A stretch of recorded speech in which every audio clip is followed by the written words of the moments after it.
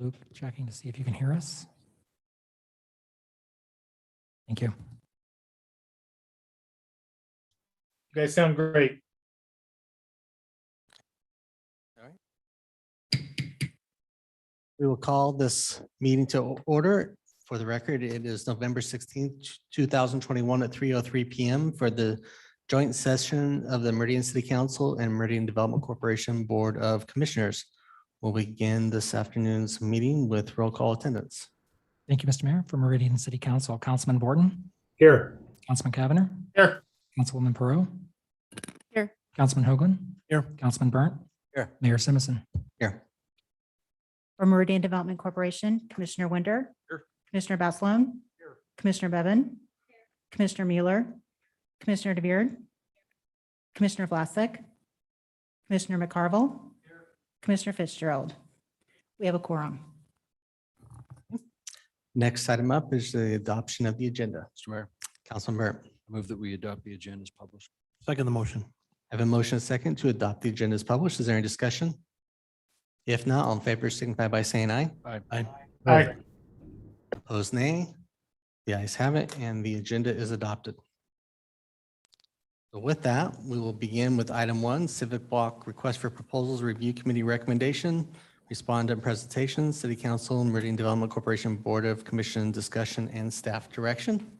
Mr. Mayor, Councilman Borton. at the outset, I have and will continue to recuse myself from any consideration or discussion of these projects or others. So I'll continue that now. Thank you, Mr. Borton. Cameron, that's over to you. Mr. Mayor, members of the council, as well as the MDC board, it's a pleasure to be with you. Cameron Ariel with the city and community development director. Also have many colleagues here with me, Ashley Squires with MDC and others, but we're really pleased to be with you, particularly with this, the presentations that you'll see and the prospects that will be before you and what it means for our city and our downtown. So I wanted to just briefly give you a quick background and summary, chart a path for this evening, and then also get right into the meat of it, which is the presentations and the deliberations. So real quickly, as just a backdrop, the city and MDC have been hard at work on doing something here on this project for a number of years. I think it's safe to say maybe even over a decade. But we put this out for RFP. We got 3 fantastic responses, 2 of which you'll see tonight. And just to give you an overview, here is the block that we'll be talking about. Just a few elements to be particularly aware of is the city's properties, the current community center, Centennial Park, and then also the MDC's property, which is the parking lot to the southeast there. I'll point out to you as well, there's that blue, kind of light blue line right through the middle of it, bisecting it is the Hunter Lateral. And we'll talk about that improvement, as well as potential improvements along 2nd Street and 3rd Street as well. So just to orient you to the site and to the proposal. Let me now kind of dive, let's see, Chris. Right now. Okay, there we go. So I wanted to just touch briefly really what we were going for with this RFP. I think it's safe to say that we need something special, iconic mixed-use project, economic benefit. We're really looking for a team that can deliver it with the financial wherewithal to do that. Also, that's something that's going to be in compliance with our visions, not only for MDC, but also certainly for the city and the urban renewal plans in place. Parking is a big aspect of this. And of course, just the overall project itself and what's being proposed and what will be delivered. So I'll just point you to that we have those components baked into this, and then of course the total possible points of 1,210. Wanted to just briefly highlight those that have been participatory in evaluating these proposals from the review committee. We brought together 11 individuals from across, diverse backgrounds that really helped us evaluate them. And you'll be hearing from the lucky one. We have Sean Evans from the chamber here who will be representing the committee this evening. So the results of that, what you'll see here is there was a recommendation from the committee, and I won't steal Sean's thunder, but here is the results of that. You'll hear Sean's detail on the scoring and the recommendations there. Wanted to highlight, and you'll have seen this in the staff report as well, but some of the key elements that we're trying to achieve from the public's interest out of this proposal, both from the city as well as from MDC. So there's the community center site improvements. There's an estimate there of cost, community center parking and/or parking. The relocation of the Hunter Lateral, potentially public gathering space improvements, and the revitalization of 2nd Street.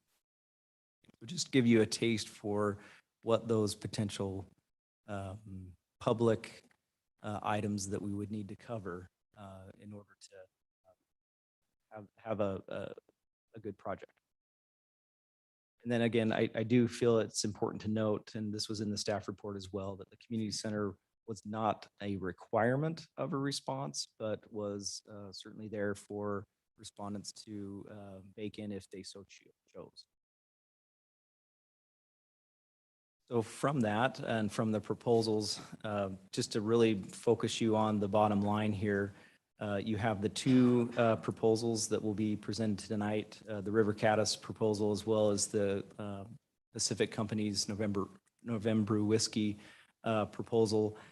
Based on what their project value, we were able to generate a TIF revenue generation calculus for you. And so you can see here, River Caddis would generate roughly 11 million. And then when you back out or adjust that for the community center, it's approximately 9.8 million in TIF generation. And then the Pacific companies would generate around 6.4, 6.5 million. Again, just to kind of highlight, what we were trying to accomplish, at least from the public's interest, and then what the projects would actually generate. Then I'm going to turn some time over to Ted briefly for some procedural comments. Good afternoon, members of the council and the commissioners. I am Ted Baird with the City Legal Department, and just want to briefly go over what's happened up to now and what will happen when you take over. According to the specifics that were contained in the request for proposal, you're not bound by the recommendations from the review committee. You can consider that recommendation along with the presentations that you hear today. You can ask for clarification. You can ask for additional information to the presenters after they've made their presentation. The most important thing about your task that's ahead of you is that the intent is that an award, if one is made, would go to the proposer that both MDC and the city feel is in their best interest. The interest of the parties was a recurring theme of the RFP. So after your deliberations today, if you're ready to move forward and pick a preferred developer, you can give guidance to staff regarding contingencies and requirements. The staff would enter into negotiations for a DA, OPA, and other guiding documents. Those documents would come back to you for approval, and you could approve it at your sole discretion. Just a brief jump ahead, if those discussions with the first preferred developer are not successful, the staff will come back and let you know where we are, and it would be your choice whether to terminate negotiations and whether after that, whether you want to engage the second preferred developer. And finally, just the asterisks at the bottom of your screen, we're not approving the transfer of the property at this time. And we're not approving the use of the TIF revenues at this time. So, are there any questions with that legal overview? Thank you for your time.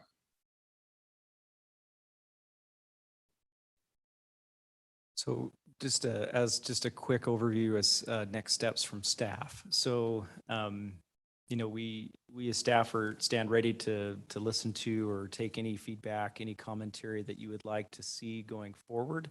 But we would look to vet the preferred developer for their ability to sufficiently complete a project, and that would include their financial viability. So just want to make that clear that we would go through that due diligence. Obviously, if they're to verify that any TIF supported infrastructure improvements are qualifying, so that they comply with state statute and what have you. Also to make sure that the TIF, in order to support those improvements, is sufficient to do so. And then we would also negotiate and consider milestones that would need to be completed, as well as any liquidated damages for non-conformance or non-performance. We also may consider, if you so choose, an audit from a third party of any pro forma or financial information. And then also, make sure that we're validating, developer equity and those types of things, as well as cap rates and assumptions behind that, so we can validate the proposal. And then, of course, if that doesn't meet the specifications that you put forward, we would come back to you, report regardless, and seek your guidance as to how you would like to proceed, if you'd like to go to another respondent or so on. So to that point, there really is 3 possible outcomes. You can accept the committee's recommendation, and Sean will get to that, to go forward with River Caddis with any other additional considerations or direction there. Go with a negotiation to enter negotiation with Pacific companies, or reject all proposals. Those are certainly all on the table for you. And then again, somewhat to Ted's point, there are future considerations as well. So we enter into those negotiations, see where that takes us, bring back a potential or a development agreement, an owner participation agreement for your consideration. And that's when, it gets real, right? So we're talking transference of property, as well as commitment of revenues on the city and MDC's part. And then, of course, we would continue to work with Nampa Meridian Irrigation District on the relocation of the Hunter Lateral. That's certainly a big part of what staff would be a part of, as well as the revitalization of 2nd Street. And with that, I think I'm going to turn it to Sean. Thanks, Sean.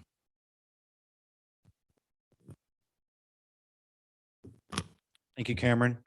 Mr. Mayor, City Council members, and MDC commissioners, I want to thank you for inviting me to speak today on behalf of the review committee. And the review committee would like to also thank you for inviting members of the community to participate in the review process for this project that were submitted in response to the RFP for the Civic Block project in downtown Meridian. Our purpose was to review and evaluate the submitted proposals and recommend to these bodies a preferred project and developer. The review committee had the opportunity to meet with and discuss the goal of the process and review the submitted projects prior to interviews and presentations from the developers. It was clear that the goal was to identify an iconic signature mixed-use development that enhances the character and vitality of downtown Meridian. The projects that we reviewed all had their own unique and creative perspectives of the project, ranging from 3 stories to 8 stories, from 124 units to 173 units. Some utilized the 2nd Street for public space, while others included an outdoor plaza and rooftop gardens. The committee posed great questions to each of the developers based on the submitted proposals. Some projects did not necessarily meet all of the requirements. Net parking was one of them that was a great concern to this committee, and some questions about how they would continue to meet those needs. Some of the projects included a community center in the proposal, even though that was not required element of the RFP. Respondents were asked about changes to their proposals that might including commercial spaces, increasing parking, and what their projects might look like if the community center was removed from the project or added to their proposals. In the end, we reviewed 3 proposals that all had their merits and asked to be scored on the project criteria that included: is the proposal likely to deliver a signature iconic mixed-use development? Is the proposal likely to achieve substantial economic benefit to the community? Does the respondents and their team have the qualifications and experience necessary to deliver the project? Does the proposal substantially conform to the vision of the destination downtown, the Meridian revitalization and Union District plans, and the comprehensive plan of the city of Meridian? And finally, does the proposal demonstrate creativity, innovation, and sustainability regarding the scope and design of the project? All of this was subjective to each of the committee members' view of the presentation and what they too had envisioned for downtown. After each committee member submitted their scorecards, it was clear that one project stood above the others in the view of the committee. The review committee officially recommends the River Caddis project to be considered by the City Council and MDC Board as the project for the civic block and to continue the redevelopment of downtown Meridian. We wish you the best in reviewing the proposals yourself and have confidence that you will make the best decision for this piece of land in our wonderful downtown. Thank you.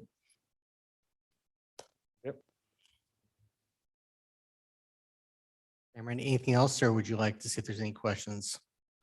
That's staff's presentation. Again, appreciate Sean's commitment there, but yep, we're open to any feedback or questions, and now leave it to you and the presentations. Thank you. Anyone questions for staff? Okay. Then who do we have presenting for? Yes.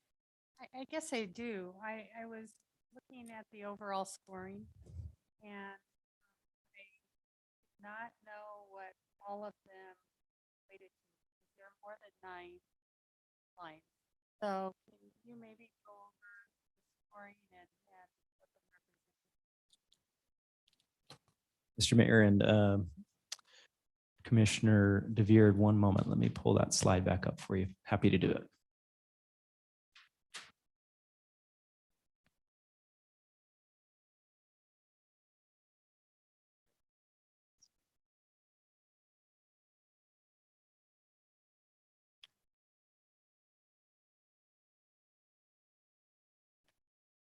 All right. Hopefully you all can see that rubric there. Okay, so what you see on the far left here is the total composite for those that scored each of the proposals.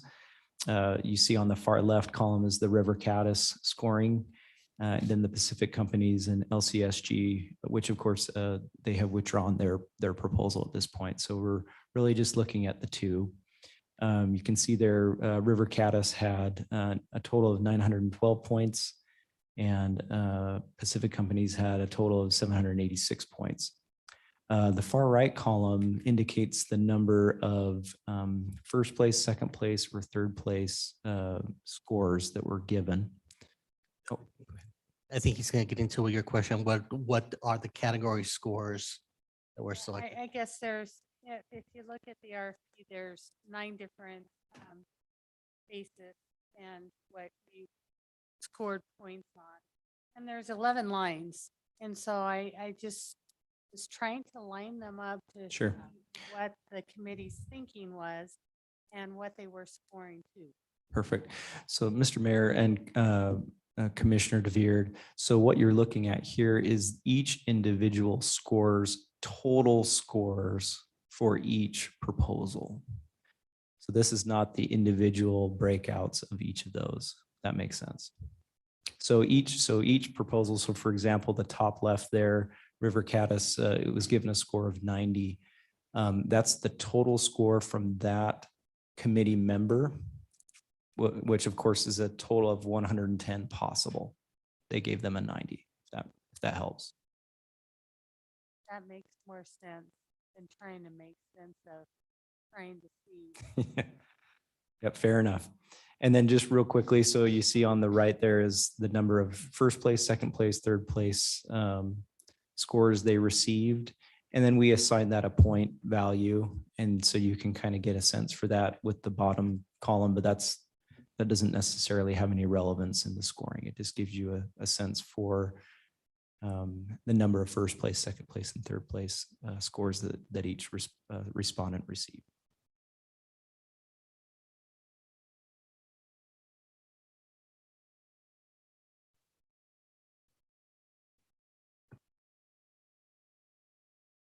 Any additional questions? Mr. Mayor, Mr. Kavner. thanks, Mr. Mayor. Cameron, I know you kind of moved through some of the scoring stuff a little fast for me. I assume no deference or bonus points awarded for a local applicant versus somebody from out of state. Mr. Mayor and Councilman Kavner, that's correct. So there was no point value for a local developer. Okay, thank you. Thank you for putting those back up too. That's helpful. Any additional questions? All right. And if not, who is going to be our first presenter? Mr. Mayor, I believe we had the River Caddis team on deck first, so we'll turn some time to them if you're ready for that. I think we're ready. And are we limiting time in presentation? Yes, we are. So limit of, I believe it was 20 minutes and then 10 minutes for question for each. Okay.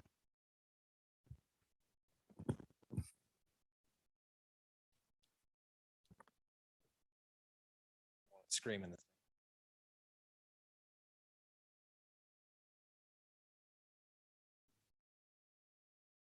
The mouse is very touchy. The keyboard will work great.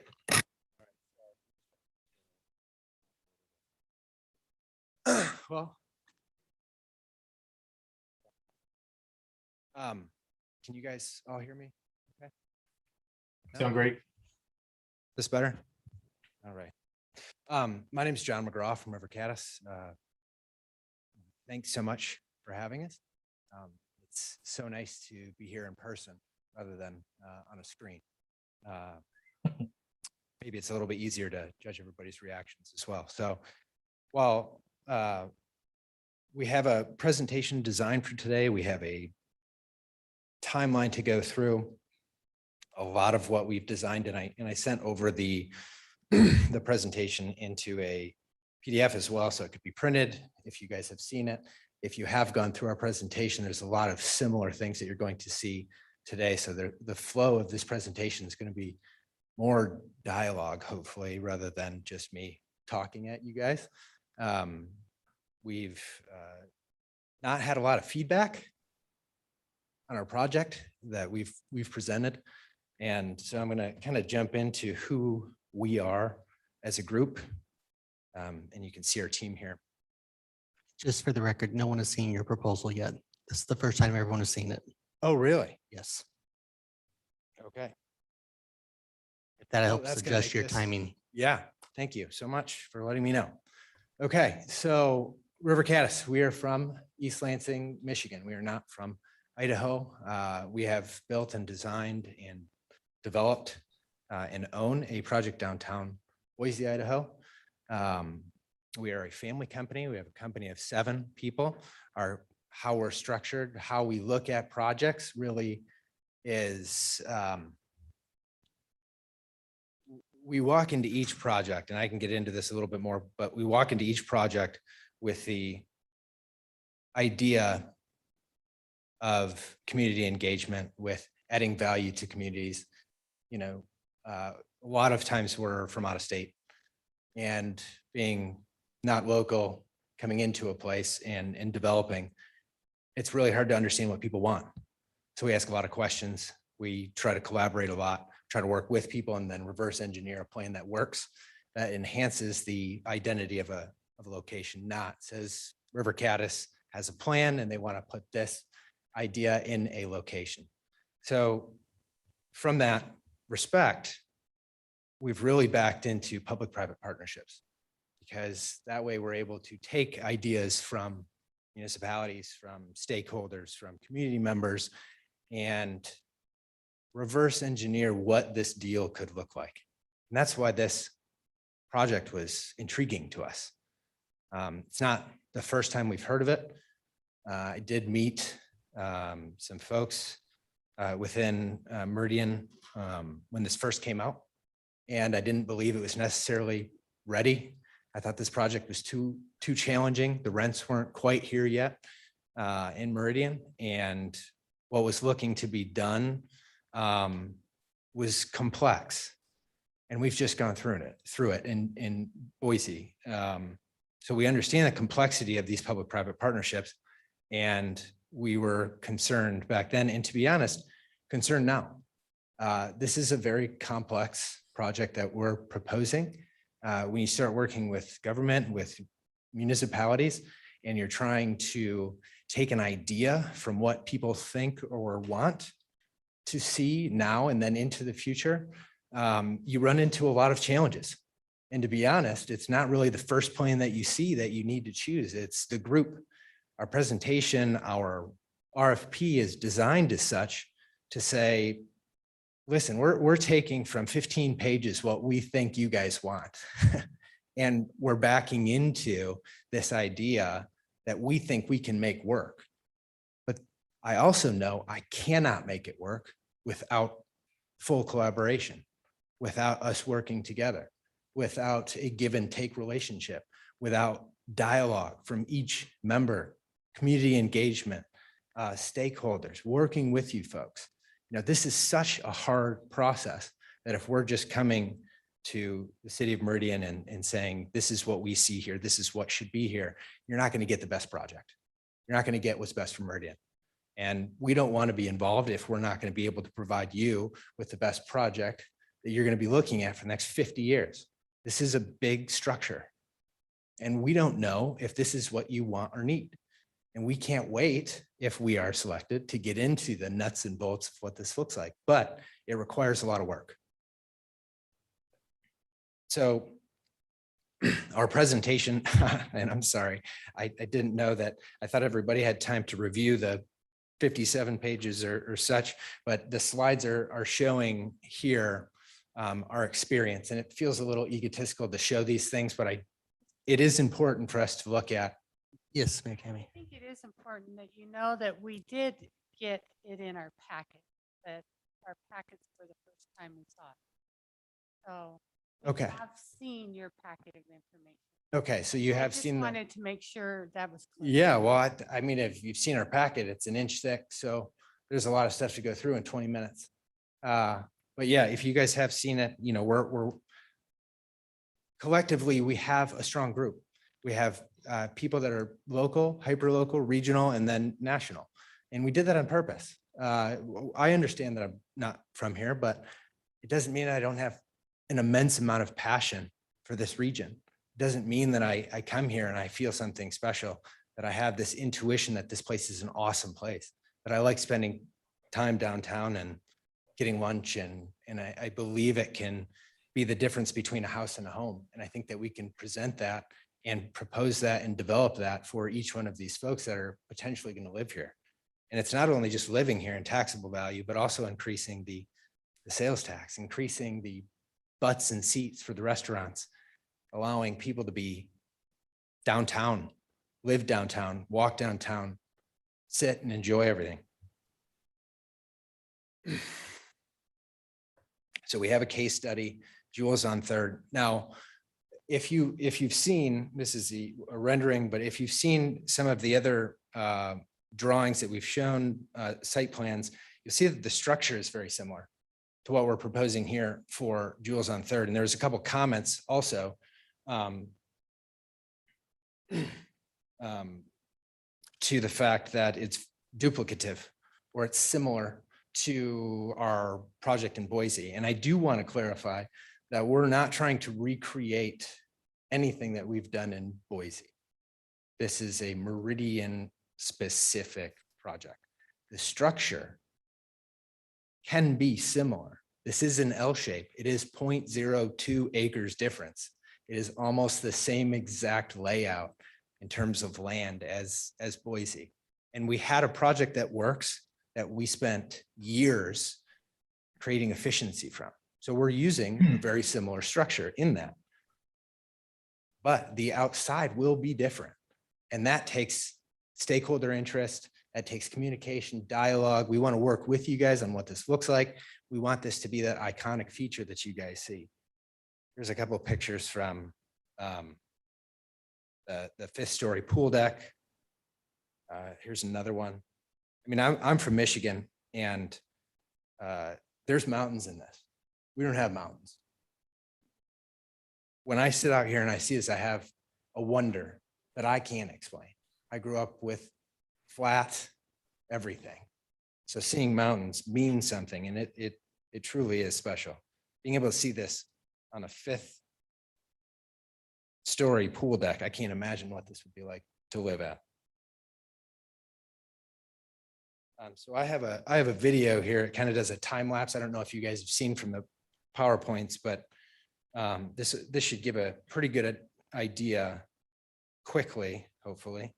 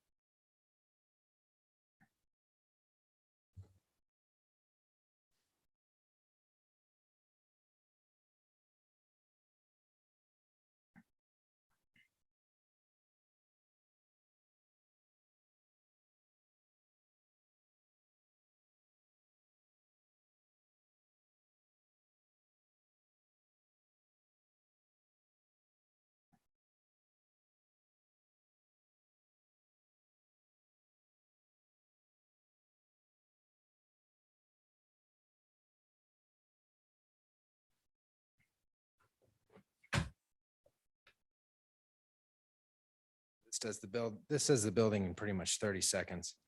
And I don't want to, since I'm probably going to run out of time here, I don't want to go into all of the subtle differences, but you can see on one of them, just the outset of the bricks. You know, there's little subtle things that we can do to make this uniquely Meridian. And we intend to do that with all of your help, really. I don't want to take on this project by myself, because it truly won't be as good as it can be if there's no collaboration. This slide is a good representation of the things that we were trying to achieve through our objectives. 414 parking stalls, 137 units. Nobody's really brought this up yet, but we have a mind of its own. We've integrated into our pro forma 10% workforce housing. I don't know if that's something that is, well, I've read your master plan, and I've seen that it is part of your plan of providing a diversity in housing. And so we've included that into our design. It's like that all across the nation. You know, affordable housing that's affordable for people to work and live downtown is incredibly important. And so trying to do that with you folks is one of our goals. We've also provided a structure that includes a community center into this design. Here's our site plan. You know, some of the main things that we're trying to do here based off of the RFP is to create two iconic corners, create an excess of parking for residents and for public use, create an activated street on 2nd Street, a festival street, to represent what the master plan is trying to achieve. really a publicly engaged place for people locally and regionally to participate in, to patronage, to all of these different things that this street can be, and then tie all of this into with a complementary design, while keeping in mind that it's one of the first 8-story buildings in this area.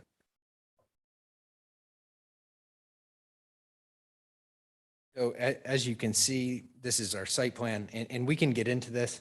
I'd rather talk more about a couple different other things. This has been in the plan.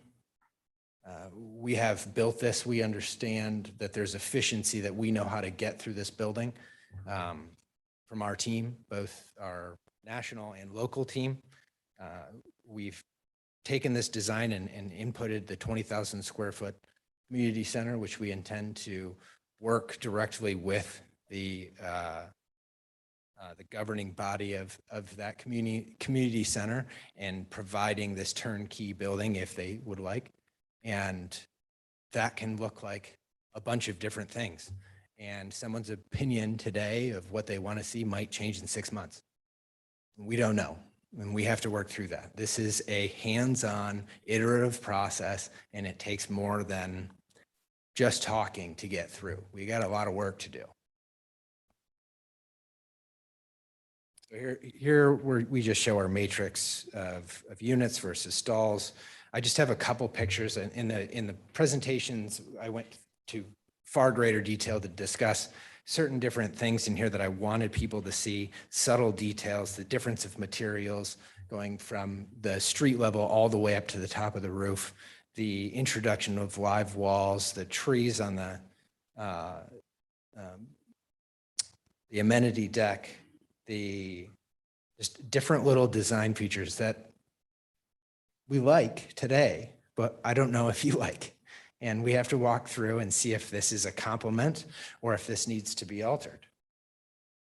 And you can also see on that other drawing here, the festival street and what that could look like if there is a semi-consistent farmer's market or art show or of some sort. And then this is the community center. So we wanted to tie in some historical representation of what we believe an iconic community center would look like. That would be a draw. We've included many different features into this that are lighter, quicker, cheaper. They're easy changes. They're instead of windows that create benches for people to sit and have coffee. You're a place for you to walk your dog and stop, a place for you to talk to a friend. Just small things, biking, lighting, plants, just things that make this feel like home. They make it feel safe. They make it feel clean. They make it feel like if they're not from here, they want to be from here.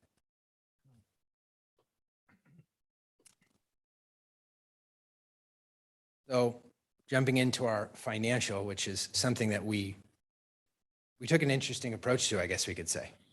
So instead of saying, hey, this is the project, this is what we can make work, we're showing you a gap.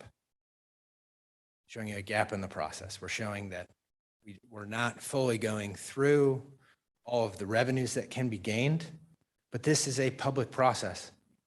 This is a competitive process. This is a process, in my opinion, where if we are qualified and we know how to do this, then we're asking the city council to choose us and work with us, because this is hard. And there isn't an answer today, in my opinion. And if anybody says that there is for this type of project that is this complex, then I would be leery of that. But we're ready to get in and work with you and figure out a way. But as I said in the beginning, this is collaborative. If the city is willing to work with us, we truly believe that we can make this work. It wouldn't be the first one that we've made work, and we're good at working with people. And I'm sure you're going to have questions on this. I'm just going to keep going. 3 minutes. So pros and cons. This is kind of the list that we've gotten. And I could go through these, but from what I've seen, and I don't mean anything by this, but from what I've seen, if I solve for one, I'm going to make one side angry. And if I solve for the other, I'm going to make the other side angry. So I put them side by side. Sometimes there's enough parking, sometimes there's not enough parking. Sometimes there's enough community space, sometimes there's not. But the main takeaways from this are we have not provided enough commercial space. There's a lack of public space, plaza space, and there's a lack of financial information. So we can walk through all of those things, but these are all things that we solve collaboratively. We don't know how much retail. We do know the market. We do have brokers in the market. If I put in commercial space, then I would have had to add to the gap because we don't know if we can fill it. We don't know if it's 5 years that it's going to take to fill or if it's going to take 2 years. So we wanted to be realistic with this process. We wanted to walk through with you all and say, this is what I see today. This is what we think we can do. Now, if this needs to be changed, let's work at it together. And that goes for financial, the plaza space, and that goes for the commercial space. So here's our opportunities. Now, I can go into, these are all of the people that I've talked to, and I can give soft commitments, and I can say a bunch of different things, but none of them are concrete, right? I can't promise anything today. I can tell you that I'm working with a local hotel group to put in a boutique hotel. But as you can imagine, if we take out community center and put in a boutique hotel, what's going to happen to the site plan? We have a complete restructure of the entire deal, the amount of parking, what the design looks like, what ownership looks like, the difference in so many different things. And we're just not going to go through that entire process until this is something that the city wants to go through with us. Right? And it's also a process that hotel group won't pull a market study for unless we're chosen. So again, it's something I can say, but it doesn't mean anything, in my opinion, right?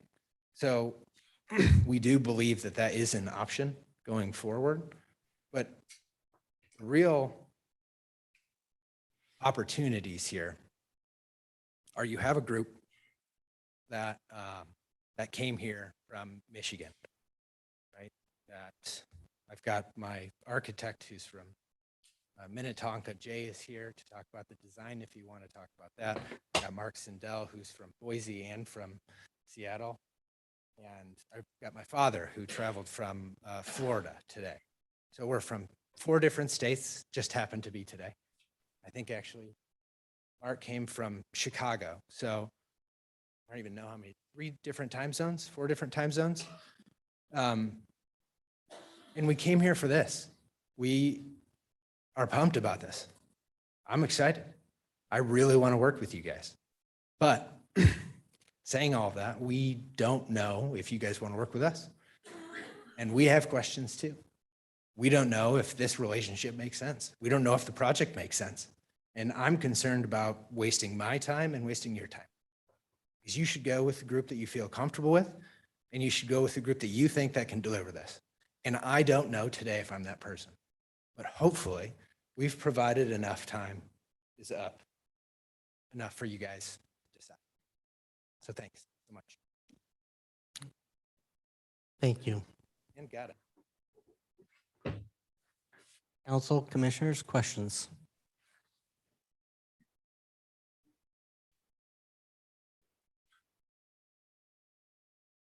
Mr. Mayor. Yes, Mayor Tammy. So I will tell you, if you're looking for feedback, I was really appreciative of some of the different elements that you built into it, including your amenity decks, although I think you really need to have a view to the Lacey Foothills, which you block with your building. But I thought that was an excellent amenity. I got excited and I spoke to our parks director on our way in, and Festival Street is really exciting. 2nd Street has always been an interest of mine as I saw this great amenity down the middle of it. So I would love to see that vision to fruition. So I saw a lot of possibilities, and I also do like the design of the building. I do think that you hit the cons correctly in the terms of, I did question, is mixed use really a community center and apartments? And so that was a question of mine. So thank you for throwing that out there and letting us know what you had work ahead of you. So I appreciate that. I do have a couple of questions in terms of what did you do in advance to create the proposal that you brought to the committee? That's question number one. So can you clarify? Yes, you mentioned that you like a community engagement and a collaboration, and you try to understand the community before you really work with them. So when you created this proposal, did you come to Meridian and do some advanced work to understand our downtown and what elements that you're proposing and what we're seeing today? So thank you, by the way, for clarifying. So I think it was 2018 or 19 was the first time I stepped foot in Meridian. I met with Cameron and Ashley, I believe, about this RFP. I only knew about the RFP. I didn't know if I was going to respond to that RFP just because I didn't know if I was the right fit at the time. And also there were some things in there that as I said earlier, I didn't think that, I thought it was too complex for the moment. And we were in the middle of going through some heavy condo association negotiations with Ada County. So that was my first time in town. Since then, I've been searching in Meridian for a place to do something. Now there's land around that we could have assembled and built 3-story walk-ups, garden style. And there's nothing wrong with that. And we do it in Michigan. And I like doing it. But I didn't feel like it was impactful. I didn't feel like it was the right fit for us to come and build and add units when I know that there was a need. And until this was like, this felt more real, I really started diving into trying to make it work, talking to the right folks about assembling a team. But when you ask how much can you know about a community, I grew up in one place and I still barely know that place. I know some things about it, but it's all my own opinions and conditions and what I think I see. So I try to do most of it through conversation. I try to sit down with coffee and get to know people who are from here, what they like to see, different brokers. Met with Cameron quite a few times well before this came out just to find out, because he knows quite a bit about the area. He's able to talk very honestly about the city. And I don't know if you own this, but Vault? Yes, you own Vault? I spent too much time there. Yeah, I really enjoy it. But I really can't speak to how well I know it because I'm not fully involved yet. This is kind of my first step, in my opinion. Mr. Mayor, just Yes. two other questions. One is rental versus own. You mentioned that you were doing some work over in Ada County with the condominialization. Did I just make up a word? Doing condos over there. And I assume that that was the county space versus the private space. But will you have a mixture of rental and the potential of condominiumizing some of the units so that people can buy it? We have not gone through that analysis. We've only gone through the rental market. From our, again, this is going to be a different project. but there could be a lot of similarities with our Jules on Third project. But the condo there is a vertical and horizontal condo structure in River Caddis and Ada County, where they own the parking structure, but we have shared ownership of stairwells and roof, building envelope, elevators, and then we also have commercial on the outside of it. So while that's a condo, it's the condo is the difference in ownership between the parking structure and the commercial and residential. Sorry. then. No, that's okay. So on this project, we have only talked about and done our research based off of rental units. Or for rent. Have one more? Yes, but I don't want to dominate. Well, but I was going to make a suggestion. I don't think we can get through questions in 10 minutes or people. I would like to think that we can do minimum 30 minutes as long as we're not delaying people from catching flights or other things this afternoon. So we give adequate time for people to ask questions. Does that create problems or challenges? Okay, then we'll put on for 30 minutes. We've used 8, so 22 minutes left. I know we have people. Councilman Burt. Mr. Mayor, there's, I was on the committee, and so I don't have a ton of questions myself, but we have a council member who's not with us today, and she wanted some certain questions asked. So I'm going to ask you some questions on behalf of Councilwoman Strader. First question she had was in regard to cash equity that you and your group are putting in the project yourselves. That's correct. Yeah, we're the owner investor. Okay. So no different types of financing will be needed, I guess. Well, it's hard to say exactly.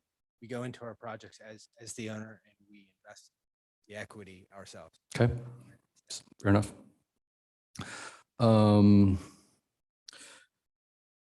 For clarification, are you going to, I believe you're going to own the community center, right?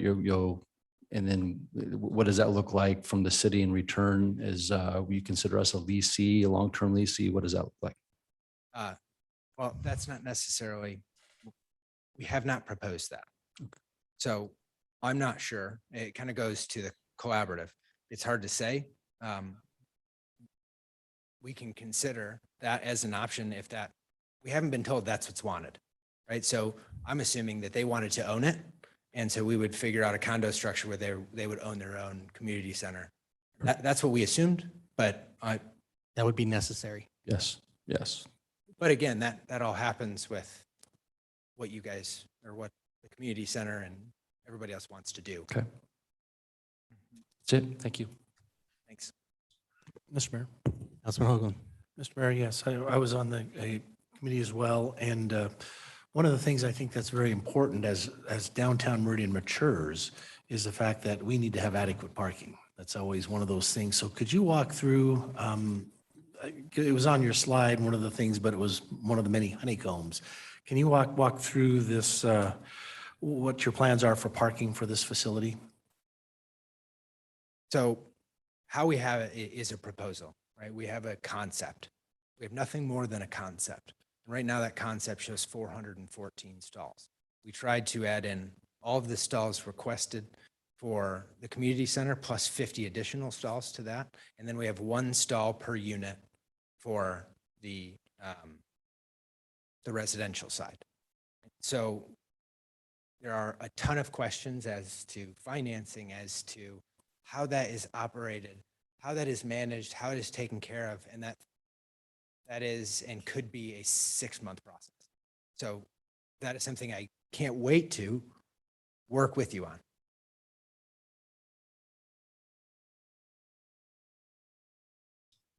Mr. Mayor. Mr. Mayor.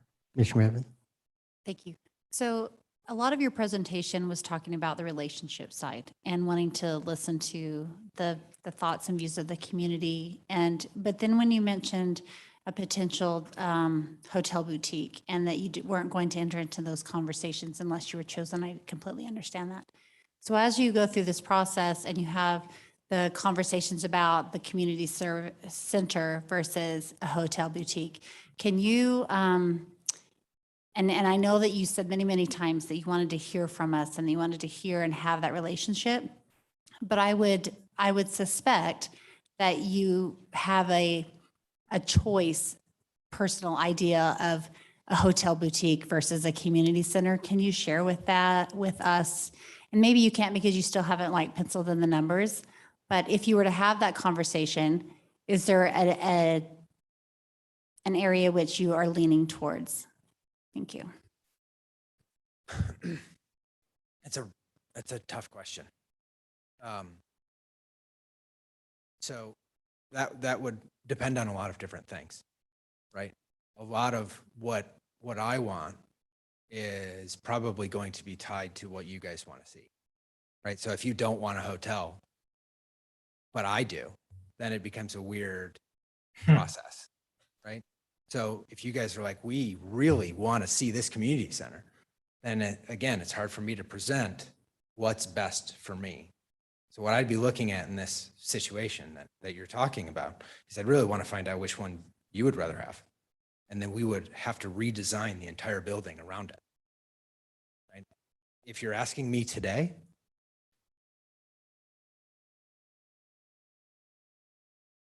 making the assumption that you guys wanted a new community center and you wanted it here, and what you've seen today is a good product and that you can work with me on, and we can have an open book discussion about how this thing gets delivered, I'd rather do what we have planned today.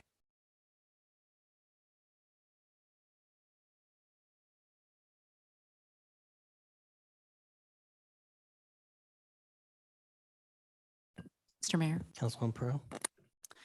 can you share with us more about Second Street and how the festival concept came to be? Are you anticipating that this be a walking only street where it's going to be designated that way and you're going to go through the public process to section that off? Or can you give us more understanding of what that looks like for pedestrian access versus vehicular access? I have some concerns with the project that's going in on Broadway that at Second Street traffic is definitely going to increase. And so I'm curious if we're now moving, if we're losing a really critical block, considering that there is retail and apartments going in just around the corner. So I'd love to say that it was my idea, but it wasn't. I mean, I think that the master plan and the corridor authority of the downtown plan has had this plan to increase this downtown. So we just took what we have seen across the nation in different areas and said, well, this is a prime spot for Festival Street. And a Festival Street can be whatever you want it to be in terms of an operating agreement. You can close the street. I'm not proposing that today. It can be closed for certain portions, but that's something that we all decide on. But we're going to have to look into traffic. We're going to have to look into a bunch of different things before we really make that decision. I think what the goal is within this public-private partnership is to give it the look and feel of a festival street. Right? We don't have to close it down, right? But we can give it that look and feel where it is different, it is distinct, it is unique compared to other streets. People know when there's not tents up, when there's not a festival, when there's not an art show, that that's the festival street. And maybe there's something else going on there. Like it's placemaking. It's to create place. But the logistics, the operation, all of those things are all something that we work through with you. Again, just like you can make any decision tonight, this isn't a concrete plan. This is a concept, and I want to find out more from you guys. Mr. So I have practical numbers guy here. So the roughly $14 million gap between the community center and the parking stalls, majority of the gap comes from the parking stalls. We've seen quite a few developments down here, or at least proposals. So the interesting thing about this is you've got 174 apartments.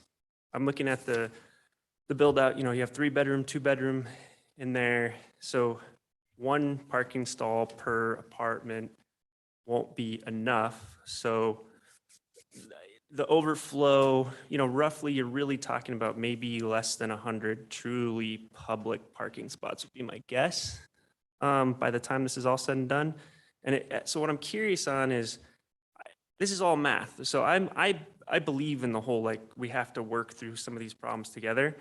I'm trying to understand how the math works here though, because the parking, when you would get TIF dollars or city dollars toward parking, it has to be towards public parking generally, for the most part. We've got a $12 million gap on 414 spots, and best case scenario, 80 to 100 of them are truly public.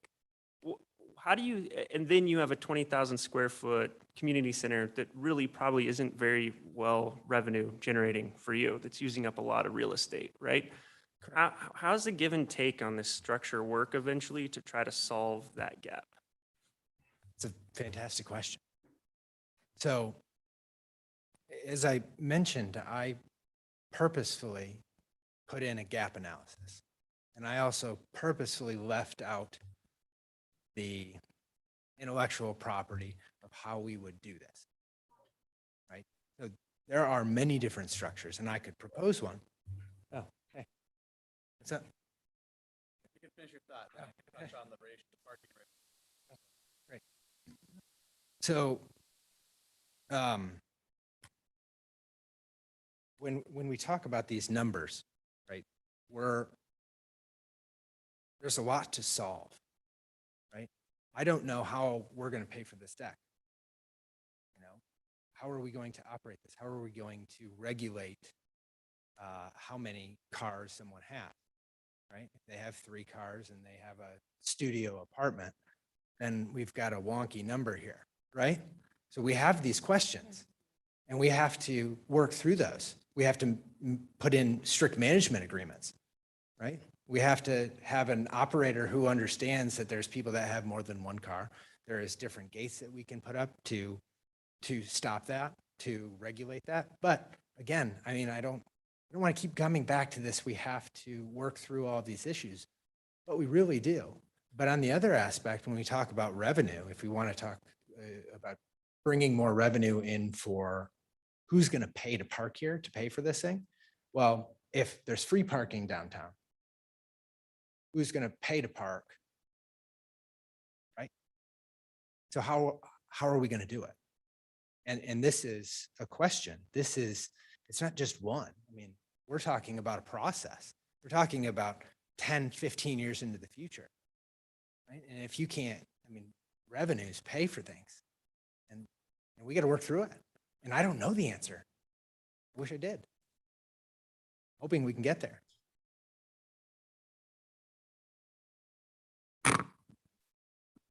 My name is Jay Forney. I'm with Opus Architects and Engineers, so I'm one of the design architects on the project. And just want to touch on the parking ratio. So you're right, we used the zoning of the city of Meridian as a mixed-use vertically integrated project, which is 1 stall per unit in terms of our analysis. But if you look at the overarching numbers, if you take 1.5 stalls per unit, which is, I would say, across the nation, a pretty standard number for development teams where it's pretty comfortable. So usually it's more in the 1.25 because we're becoming a multimodal community across the country as well. But if you take a 1.5, you'd have 260 stalls for the apartments. At that case, that still leaves you 150 stalls that could be towards the community. And then there's also the opportunities with shared parking. So there's night and daytime opportunities because a lot of the time the people in the apartments are gone during the day, which is maybe when there's more community events going on. And so there's an exchange of sharing that parking so you don't overbuild for the future, just like John's talking about. You want to make sure you build the right amount for today and be able to flex with what's going to happen in the future. And really, if you're looking at the development across the country as the future goes forward, it's actually people driving less and less ownership of vehicles as they share more through, shared cars, Ubers, that type of opportunity. This is still a pretty transportation heavy community, but you're trying to work into a more multimodal community. And we want to be a part of that opportunity as well. One quick question, just clarification, because I know you'll know the answer to this. The most expensive construction in here, when you're comparing like parking, additional parking to like community, it is the parking. Is that true?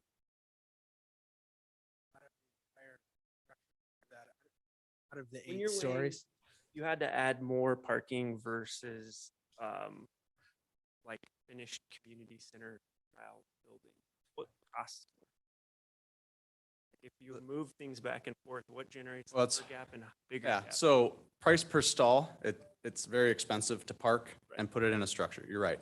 Going down to build basements doubles, triples the cost of every parking stall, which is why if you look at our plans, we really don't have a basement parking solution. Yeah. We had to go up. That saves everyone costs.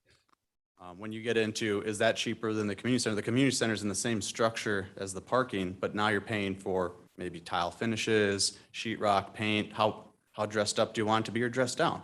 And so on a square foot basis, the community center is probably going to be more expensive than the parking. But if you say your value and return, where you're going to get the most bang for your buck, if parking's free in the city, is it the community center and the return to the city? Or is it the parking and having more parking as you continue to develop and increase density downtown? Mr. Mayor. Councilman Cap. Thank you, Mr. Mayor. First, just kudos to Commissioner Mueller for, I think, really drilling deep on a kind of a question I had, and you presented in a very articulate manner, and I appreciate the response. My question is a little bit going back to, and something that I applaud you for doing, is kind of shining a light on some of maybe the cons of the project. One that stuck out for me that I'm hoping you can walk me through is the absence of, open space, playground space, green space. Your, Jules on Third product has a great natural amenity across the street in that great city park. And on this particular project, we're losing city parkland. And I'm just curious, maybe the team can summarize the thought process that went into that, and maybe what we tell our downtown residents that are losing access to some really key green space that's not easily found in downtown Meridian, that's accessible to the public. Great, thanks so much. So I have Mark Sindell from GGLO, and I'm going to have him touch on some of those. But before he does, one thing I'd like to bring up is I've talked today about this iterative process, this public-private partnership, and we understand that we're displacing something, that there is a park there. We don't know where that park's going to go. We don't know if we're going to replace it. It is something that we want to work with you on. Can we replace that? Is it something that's in this design, or is it something that's offsite? These are all things that we want to work through. There might be extra land that we can create a new park that involves the same or some of the same equipment, because that equipment looks like it can be moved, at least some of it. So I don't know what that looks like, but from the design perspective, the placemaking perspective, I have Mark here to help kind of touch on why we did this the way we did it today. Thanks, John. Mark Sindell with GGLO. Pleasure to be here. Work mostly out of our Boise office at 1199 Shoreline Lane. So I had the benefit of being on the Union 93 team. I'm on the Union 93 team, and also had the benefit of working with several of your staff who've been fantastic on the prior rendition of this on before. And we really tried to sort through a process, and back to some of the questions that were asked earlier about the priorities for you and for the community. And then we looked for where those overlaps were. We're trying to fit a lot on this site. So for this proposal, as John says, it's flexible.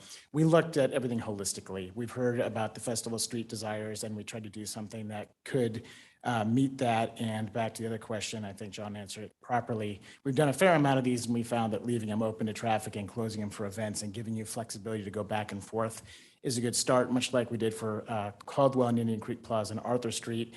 If it organically is so successful that it closes, that's better than forcing it, so we can get into that later. But we looked at Festival Street, Community Center, private amenities, and we also looked at Union 93 and what we've been designing across the street with a pretty generous plaza, as hopefully you've all seen and know. And we thought, okay, priority-wise, if we look at the projects together, we've got a significant plaza, public plaza for Union 93 that faces this. We faced the community center towards that. We have a Festival Street, so as a composition of activated urban open space that complements what the rest of the city of Meridian has, we felt that's pretty good. And then getting, as John says, the rooftops or the people with the units, getting the community center and the other things in a iconic building that held the street and the corner, much like we've heard from you on other projects and other forums, seemed like the right mix for your downtown. Now, again, that's just our thinking of what we've heard and trying to put things together. And obviously there's some flexibility in that, although there is a lot of stuff, as you all know, that we're trying to fit on this site. So we thought that that was the best balance that we could accomplish with the time that we have. As someone who works on a lot of downtown urban open spaces and streetscapes and mixed use environments, I feel pretty good about it, but happy to have that dialogue if we're selected. Mayor Tammy? I guess were you part of the design in Caldwell of their plaza over there? Okay, I saw that in the packet. I know at one time the city was really looking at, in your proposal, you talk about limiting curb cuts. I don't even want to see a curb. I know our staff has been looking at the no curb and building swells or drainage into kind of a streetscape that, unlike, I think, City Councilwoman Rowe, I would love to see that street closed in that space so that you really can create a lot of street activity and that sort of thing. By removing the curbs and finding other drainage systems that can give you a little bit more seamless and maybe not close it completely, you can have some limited traffic through there. But is that something that you've worked on and have designed? It is, yes, and we can certainly do that here. Probably know too much, and this is getting the details, but the trick with that is making sure that we are designing things adequately for the visually impaired. So when you take away curbs, you just have to make sure that you have clear delineation of the roadway versus the pedestrian way when it's open to traffic. We've worked through those issues and challenges before and come up with some pretty good solutions. So yes, we can do that. Yeah, because really this is the shortest block areas. So Second Street really does present opportunities to do something really creative and unique. Absolutely. Okay. Sorry, I just got excited. Commissioner Besselon? Mr. Chair, Mr. Mayor. Yeah, thank you for your presentation. I really appreciated the last comments from the gentleman who just sat down regarding the interrelationship of these three major projects that we have going on downtown. Because my concern is that just the River Caddis project alone in that one area or the Pacific project alone in that area can't accomplish everything. There's too much limited space, as has been mentioned. There isn't enough space for green area. There's probably not enough space to have an adequate community center, retail, everything. You can't put all of that into one area, but you can spread it out over our whole downtown by integrating it. I was impressed with your festival street, just like Mayor Tammy just mentioned, because it did get people out and around the downtown. My big concern is that these apartment complexes don't become silos for living in terms of just a place to bed down and not a place to truly live. To live, they've got to get outside. People have to move around. That's why I had the concern as a member of the review committee regarding the lack of retail space, that I had the opportunity to live for 2 years in an apartment complex just like this on a 5th floor where my balcony faced Disneyland and I could watch fireworks every night. It was a great place to live, but I could also walk across the street to Angelo's and Vinci's and get a great Italian soup dinner. I could also go down into the 1st floor of our apartment complex to a mini mart and buy a quart of milk if we needed it. I didn't have to run to Albertsons 3 blocks away. So I think having an integrated community is important. So that's why I'm glad that you mentioned that if people got out and walked, they could find the green area. Hopefully they can find the mini mart. Hopefully they can find the restaurants to sit outside on a nice summer evening and enjoy what we have here in Idaho, which is nice, clean air most of the time, right? Thank you. Thank you. We have reached the end of that half an hour. So I would like to move on to our next project. But don't go far in case there's additional. If we have additional time and additional questions, there may be more. Great. Thank you all. Really, truly and sincerely, it's been a fun process. So hopefully we can keep going. Thank you. Next, Josh, and that will be yourself. You sure? Okay.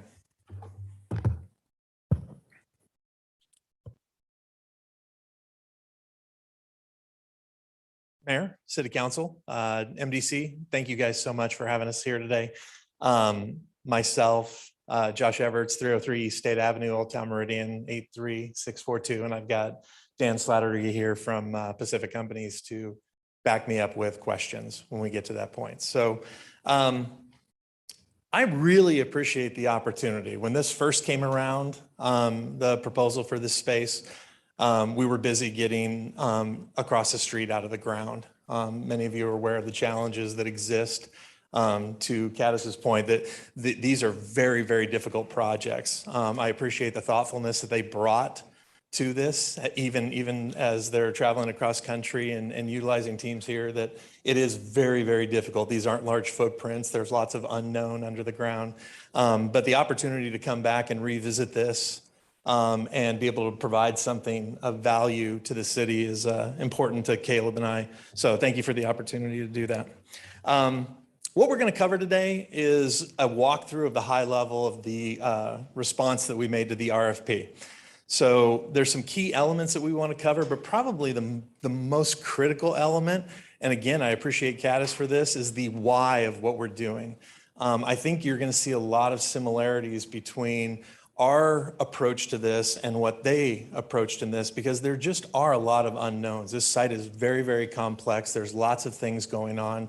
You have other projects that are in the area that are being developed, and there's just a conversation that's going to need to happen. And what I would offer is that even more than picking a project today, what we're really picking is partnership. What we're really narrowing in on is what team can we count on to go and deliver this, and hopefully I can make a strong case for that today. I think regardless of what developer is selected, I just trust you guys as a group. I just know all the hard work that's been put into this, and that all these considerations are going to be covered. I was certainly encouraged. I intentionally did not read their presentation. I wanted to kind of experience it today, and I'm encouraged. I think you've got a couple great teams to look at. So thank you guys for doing that. Pacific Companies, just kind of in review. This is Caleb and I. So we're both privately owned businesses. My adventure started here in downtown with the Heritage Building, continued with the Bank of Meridian building, and then obviously with the Old Town Lofts over the last 3 years. Caleb's been doing this much longer than me. So, when we got to a place where we needed to find that great partner for helping us develop, because if we rewind the clock here, the 6 years that we go back, we weren't talking about anything like this. I mean, we had plans, and we had lots of great slide decks to look at, but it took somebody going first. Somebody had to go swing a bat. They had to knock some buildings over, including Old City Hall. They had to find, Prohibition era tunnels on their site and collapse those. They had to find sewer that was 18 feet deep on Idaho Avenue. They had to go do all this hard work, and we called it a catalyst project, and it was indeed that. So we do that project, we lean in, we take the risk necessary, and then we see things like Union 93, we see the Civic Block project, we see all the redevelopment happening on Broadway and in other areas. We see just a bunch of really great investments that are happening in our downtown. And then the other thing that we see is we see the increased economic development.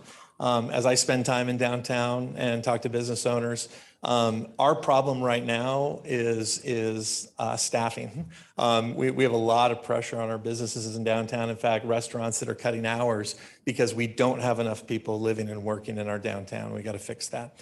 So hopefully in April, we'll start adding a bunch of workforce to the site. So Pacific Companies, I'm not going to read a lot of this stuff. You guys have this in your presentation. But these services and divisions that exist inside of Pacific Companies exist for two reasons. So this kind of vertical integration of real estate, financing, architecture, construction, everything that sits under this is intended to deliver two things to you. One is effectiveness, and that is the degree to which something successful or something is successful in producing a desired result. Am I going to give you what you're expecting? So we need to be effective in what we're delivering, and having all those kind of integrated services and support items on one team is part of what delivers that. And I think it's very, very important, especially given that this is the second time we've gone out for RFP on this, that we're looking at, can we actually accomplish what we say we're going to accomplish? The second thing that we deliver with our team is efficiency. So, and what we're looking at there is that, are we using the least amount of wasted time, money, and effort, and are we getting competency in our performance? So those two things of effectiveness and efficiency, that's something that Caleb and I are really passionate about. As we go through our proposal, it seems very simple, but I think simple things are the things that end up getting done. Simple things are the things that end up getting executed on. And that's not to marginalize anything, because Old Town Lofts was anything but simple. Maybe simple in design, less so as we get out of the ground, but those are the things that are important, and those are the two things that we drive to. So as we look at this kind of vertically integrated entity, our words matter, right? So when we talk about words like collaboration, which is partnership, it's transparency, there's a bunch of words and emotions that get evoked out of these kinds of things. Innovation, I think innovation is creativity. That's great, and we can look at activating Second Street and things like that. But really, the biggest part of innovation is identifying problems to begin with. So one of the things that in our proposal, as we started talking about things, we were the only group that didn't propose a community center. And we'll walk through the why of that. Because as we've looked to identify what are the real problems and gaps that exist between what we offer in downtown Meridian currently, as opposed to what's in our comp plan, destination downtown, we're going to identify those things. Soundness, are we using good judgment? Are we proposing things that make sense, that not only we can agree on, but that as we look to the public to be a participant in this, that they're going to agree with. And then again, that topic of efficiency. And the whole reason that Pacific Companies is able to do this over 250 projects, 25 projects this year, is because that continuity that all these things kind of exist in our world. We get to leverage those up. So couple quick highlights, lots of projects we do, lots of assets owned, nearing 20,000 multifamily units, 1 million square feet of office, special use retail, 400 in annual revenues, locally based, but geographically diverse. I think we've talked about this historically. Caleb and I do these projects in the state of Idaho because this is home for us. This is our way to give back and do things that are impactful for the community we live in. We don't get to get these wrong. This project specifically rides on 3rd, and my home is on 3rd Avenue. So I don't have an option to be bad at this. I don't have an option to do something that's off kilter because all my neighbors that I walk dogs and hang out with on a regular basis would probably have issues with me. So let's get to the proposal. There were two things that Caleb and I spent a lot of time talking through what was going to be our approach to painting this picture for you. And we kept coming down to two items, which was, can we align with the vision of what the city would like to do? And can we make this really, really low risk? Like, how do we make this very easy? We didn't want to add a bunch of complexity to this. And so that was really our goal. And when we talked about this aligned vision, it wasn't just MDC and a decision-making committee or even city council. It was really what we refer to as stakeholders in our downtown. So that could be property owners, that could be businesses, that could be our residents. This is the hard edge of our downtown. The other side of 3rd is residential legacy homeowners. Those aren't going anywhere anytime soon. As much as we would like to, I've heard visions of, starting to, buy properties and renovate and expand downtown. That's not happening anytime soon. And so we have to be good fiduciaries and good partners. And our messaging is going to reflect that as we go and do this development that sits right across the street. And then how can we make this a low risk proposition to ensure that we actually get it done? What we don't want to see is I would really encourage you guys as a group, if you go out of here today, obviously come back with questions. I'm sure Caddis they have expressed an interest in answering more. Certainly Caleb and I are available anytime. We cannot run another RFP. I guess that would be my encouragement to you today is figure out a team, like lean in and go for it. Like to go through this process again, I don't think you're going to net anything different. You got two great companies here that have track records and passion. So go pick one and go to work. Yeah, all right, so let's get into it. All right, aligned vision. I'm not going to spend a lot of time here. Other than to say the only item that I do want to talk about is that bottom item. So we would go line by line through the destination downtown comprehensive plan and look to address all these things. So when we talk about infill, when we talk about traditional architectural themes, and I'll get to the drawings that you're not looking at, continuous urban edge, vertical and horizontal integration uses, but really this bottom one, I am more convinced than ever that we have a gap in workforce housing in our downtown. This is something that we have to have. It was a big topic of conversation during the election. People are getting priced out of living down here or living here in Meridian in general. I have two businesses and then two other businesses that I lease to on Idaho Avenue that their people are commuting in because there is no housing option for them. And in fact, they're making commutes. My employees right now, two of them live in Nampa because they simply can't afford apartment options that exist in Meridian. So I think, we are going to lead with workforce housing because we think it's important. We have gotten many requests based on Old Town lofts for condomizing and being able to offer some for sale. And we're certainly open to that conversation. But our passion really is leading with workforce housing and making sure that we're preserving that workforce and those people that are living, working, and enjoying business in our downtown. So as far as MDC goals, these are a little bit more specific, so I'm going to go through them. So number one, strengthening the economic base of the area and the community and stimulating new commercial expansion. What we have found in the lease ups that we've been doing and working through for Old Town Lofts is we have a gap on professional office space, Class A office space in downtown Meridian. It is a gap. We lost Zenify to 10 Mile because I simply didn't have enough room in a 115-year-old building to staff them. I love the Keller Williams building, and we see the impact of that going live, having those people working, eating, doing stuff down here. We need more of that. So we did lean in with a 15,000 square foot commercial space right there on 2nd and Idaho. Again, we're trying to be very protective of 3rd, and we're wanting that element to be facing our downtown businesses, the food options, and other experiential options. Second item, strengthening tax base. We're projecting a $34 million improvement to this physical property. And obviously that amount, based on if there was an interest or an appetite in expanding a parking footprint, could be more than this, but certainly at its base, $34 million that we're proposing. Eliminating obsolete building types. We have a community building and a park that do have to be eliminated. I appreciate everybody's thoughtful considerations about just the size of this footprint. I love parks. I love the fact that I do get to be in a downtown where I can go all the way down 3rd, which is less than half a mile, and be able to go to Story Park. Thank you, Mayor.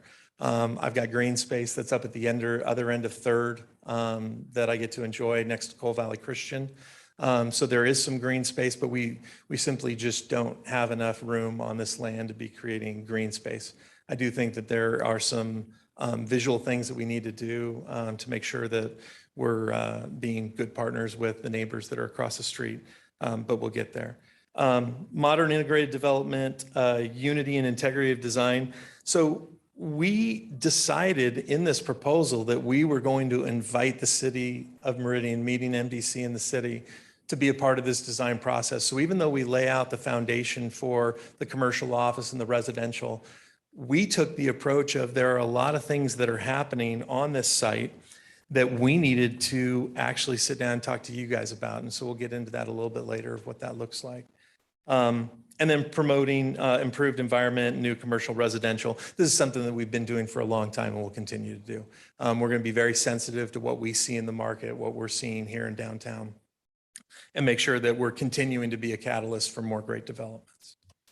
Low risk, again, the biggest takeaway that we heard, and I didn't do the pros and cons slide that you guys presented us, but we got it loud and clear that this item well, I'll back it up first. The trusted experience, we believe that we have a very thorough understanding of what's happening in downtown Meridian. We just wouldn't be able to execute on the things that we've done to date without doing that. Vertically integrated, we've got an entity that's built to go do this. We are a long-term partner. I think that's important to highlight.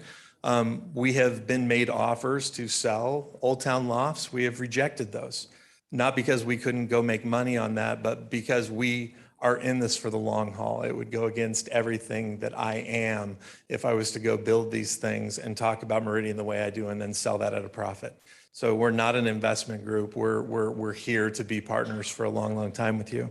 And financial capacity, lots of projects, and certainly you'll see from our debt to equity that we're coming with all the finances needed to get this done. But getting back to the issue of this joint design and messaging, this was the big thing that I think we got knocked on in our proposal, is I didn't paint a picture for you. So this was not hubris. This was not me saying, hey, don't worry about it, it's coming. It really was wanting to enter in much of what Caddis has described, which is a conversation as to how do we make sure that the product that we put on there meets the objectives of everything else that's going on in our downtown. I am going to continue to lean in on residential. I am going to be a big champion for not having a community center because I don't think it's appropriate, and having commercial office space there. But I can be strong about those things and have a conversation with you guys about, from a design standpoint, what that needs to look like. And again, this is our east boundary of downtown, and I think the reason that we included something in our orals is we put some of these elevations in our oral presentations. We didn't highlight it when we originally did that, but these are some of the designs of what we've done already kind of in urban downtowns. This is the Adair building that's in downtown Boise that you probably drive and look at every time you go in on 184. But from a visual standpoint, we do every kind of design there is. So I just didn't get hung up on the design part. The thing that really mattered to me is, did we get the product right? Much of what, like Caddis described, is, are we giving something to the city that they in fact want, and are we doing it in a way that is fiscally responsible? So some challenges on this site. Obviously, you guys have already looked through this. I won't spend a lot of time. We have alley, we have street parking, we have use interactions. We have 2 other buildings on this property that we have opportunities for sharing things like waste refuse, parking, pedestrian egress, streetscapes. And then we have the challenges that exist outside of these kind of 4 streets, which is residential partners. We have a project, Union 93, that's south of this. We have desires to see other projects maybe happen in this area that are on Second. So we have a very, very small footprint and lots of work to do. And so what we proposed in this was effectively 2 buildings. And really, I would think notionally of these as 2 assets. We chose a 3-story commercial office building because we felt that visually that would offset the 2-story that exists in Compass VRT and the Unbound Library, and that we would wrap around to a 4-story building, which is the large building B, which is our residential. So that's the 134,000 square feet, 4 floors high. We felt that that was the appropriate height that we would recommend out of the gate. Again, we have a very, very small footprint here, but the design of which would be a 3/1 residential units over parking. So we could meet the objectives of the parking requirements per city with an additional, I believe we're at 40 above the 124. So there's about 164 parking spaces that we'd be providing as part of that ground floor footprint. The beauty of this is that, much like Caddis, we're very, very open and interested in the conversation. One of the big topics that came out of the last election was parking. So we're seeing greater volumes of people in downtown, big win. but having a place to park them, I think a part of the pressure we're feeling right now is because we have a lot of construction trucks in our downtown, specifically during the day right now. So if you're trying to get a parking spot on Idaho Avenue, it's not actually available, just because we've got all the trucks that are contractors swinging hammers and doing work on the sites. But it is an important discussion that we're ready to have. If there was an additional deck of parking that the city desired or other things, we'd be able to do that for you as part of the process.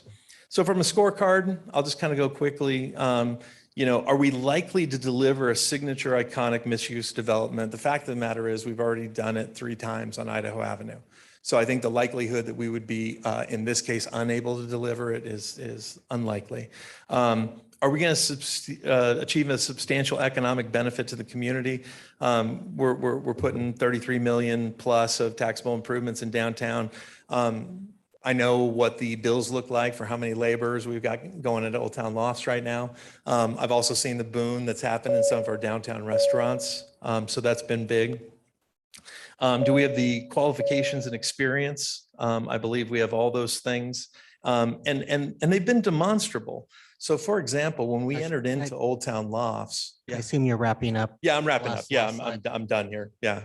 So just to finish here, the Old Town Lofts experience, the benefit, and I think that the partnership that we would provide here is the fact that you guys have actually got to see this in action.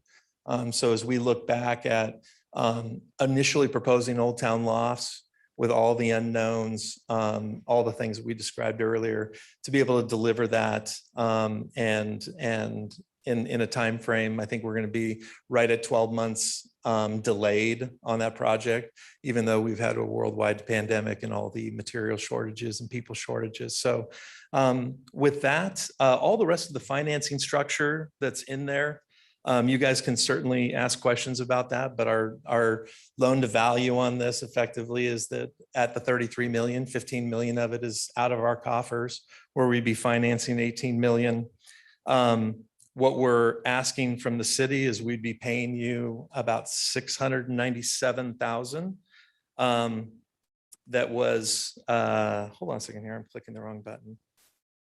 657,000 for the land and the TIF reimbursements of 2.3 million, which is a small percentage of what was it'd be generating as a project. And we'd also throttle that, meaning that we do 75% of those reimbursements in Eagle right now, but we would lower that to 50% so that you guys would have more money with which to pursue other projects during that time frame. So finally, you guys did ask about the community center, and you'll probably ask about it. When we looked at this, the reason that we did not propose this is we looked at the gaps that existed as far as the destination downtown and the comp plan. We looked at what the current programming was in that community center. Over 50% of it was do-it-yourself arts classes. And we have 3 businesses that are on the block on Idaho Avenue that are do-it-yourself arts classes. So we didn't feel that was an underserved element that was happening in the downtown. And we also felt that we did have a gap in that Class A office space, and we can't do everything. However, we were asked to provide you guys a response back if you did want to do it, and it's actually very simple. So we could certainly take that first floor of that Class A office space and convert that to a 5,000 square foot community center, much just bigger than what it is today, but newer, that we could replace that with if that was something that the city desired. So that's something that you guys asked for. Josh, with that, let's want go. to be respectful and get to questions. And Yeah. if there's other questions, you can Perfect. use your slides to answer them. I love it. Okay. Council, commission, questions.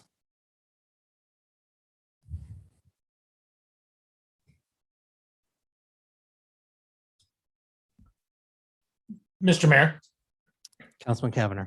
I'll lead off. Josh, I appreciate your explanation of why you omitted the community center. I guess similar question to you that I proposed to the other applicant. Recognize you touched early on about living in close proximity to the grass field that's owned by Coal Valley Christian. That's not designed to be accessible to the public. So I'm just curious kind of your and your team's thoughts about why removing the park, and kind of with, it doesn't appear to be a plan in place to compensate or to replace that for our downtown residents? Yeah, thank you, Councilman Cavanagh. No, there's just not enough dirt here. God's not making any more dirt.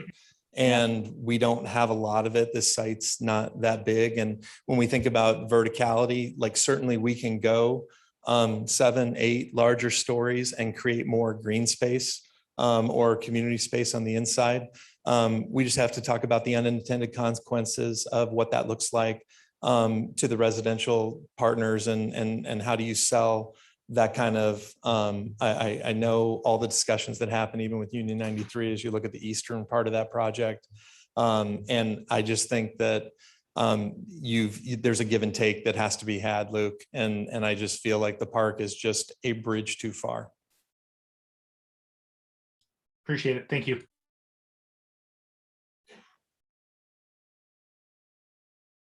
Commissioner Mueller. Go back to the wonderful parking. Be the problem. So on this site, when you guys programmed it, you go with a 1 per unit, 1.25, 1.5. We went with 1. Yeah, we went with 1 with 40 extra being available. We were also looking at the day-night usage. So the reality is I think there's about 164 parking spots that we programmed. And part of that is dependent on the communication in terms of how much shared access and what we might do between Compass VRT and the library. So there's, yeah, it's a 1 with some additional overflow for the Class A office space. And can I assume that also includes the commercial? You're meeting the minimum requirements for the commercial? Yes, plus correct. the office? Yeah. With a discussion of what to do with the street, right? Because there's street parking right now. I'm very in favor of some of the things that Mayor Tammy's been talking about of how do you deal with your curbs and how do you be creative about that and create more walkable experiential space.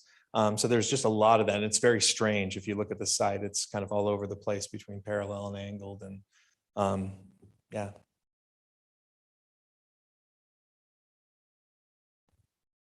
Mayor Tammy. Mr. Mayor, I guess it's hard, Josh, to ask any questions because Yeah. I didn't see enough detail Sure. to get there.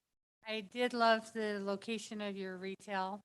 It really does pull the downtown to the other side of that street, which is important. I've appreciated your commitment to workforce housing, and I hope that Director Sitaway heard your comment about the art classes. I do think that as we start to evolve in downtown, the city should not be in competition to the businesses that are in the surrounding area. So you raised a very good point. And I'm not trying to, and Steve, I apologize. I am not trying to pick on parks. There's no bigger fan of parks in our city than me. It is a very complex issue, and so I'll be the bad guy. But even when we worked with the Chamber of Commerce for doing this big Oktoberfest event in October, Parks was the one that pushed back on the timing and the road closures because they had dozens of people that they were uncomfortable having those people park outside of the parking boundaries to walk in, to the detriment of thousands of people that we were going to be bringing in on one day to grow economic development. And I just think that's the challenge when you get these kind of elements sitting in your downtown, that there's unintended things that happen. And I think we just need to tread carefully. Well, the city needs to be a partner to the downtown business community, and it goes both ways. Yes, So agreed. They need to be talking to 100%. our departments as well. Yeah. But I do have a couple of other things that he brought up that probably are not best suited to this discussion, but the discussion after. Okay. Additional questions? Commissioner Bevin. Mr. Mayor. So I do appreciate you addressing the community center. Having owned an event center in my past professional life, I do understand the pros and cons of having that availability space. And I think that the immediate allure of anything being called community, right, has that appeal. But certainly taking that opportunity to see how well it does pencil, does it compete with other businesses in downtown, I think is a very valid point. I think that, you know, thinking about the community space that's available at, say, the Meridian Library that's just down the street, you know, there are other spaces, you know, within a very close distance that things like art classes can be held. And so I appreciate you addressing that. I also really appreciate talking about the living space, workforce, you know, housing. Certainly is a very big need, not just in Meridian, but the entire Treasure Valley. So I appreciate that. I don't have any further questions. I just wanted to point that out. Thank you. Mr. Mayor. Councilwoman Pearl. Thank you for your presentation, Josh. I'm curious how you got to the ratio of the commercial versus the residential, how you came to decide that about 15,000 square feet of office space is what is desired in this area versus the amount of residential that you're proposing. Can you give us some idea, background of that? Yeah, it was simple math. It was just, we had a 5,000 foot footprint and we felt like 3 stories would be appropriate given the profiles of the buildings around it. So it was just simply 3 times 5 was 15,000, and that made sense. As far as the residential, we maximized the footprint. We spread it out. We tried to take every inch and build to the lot lines because we don't have any more extra dirt laying around, and felt like 4 stories was appropriate, you know, especially as we get to look at Old Town Lofts. That's a very big structure, you know, in our downtown, and it has no residential around it. I think when you put that size of a structure and you put it across the street where balconies are looking into people's yards and kitchens, it gets to be a much different conversation. We felt 4 floors was appropriate. I think I think you can make a strong case for if you wanted to go 3 over 2 and do 2 parking decks and offer another 160 spaces for, or what would work out to be maybe 115 parking spaces for public use.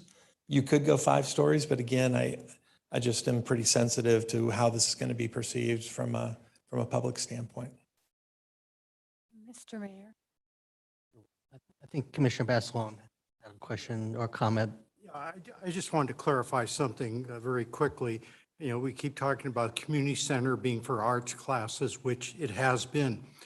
But when a community center was first proposed, as I recall from our discussions from years ago, we were concerned about performing arts. We were concerned about having the Treasure Valley Children's Theater having performances downtown in a community center.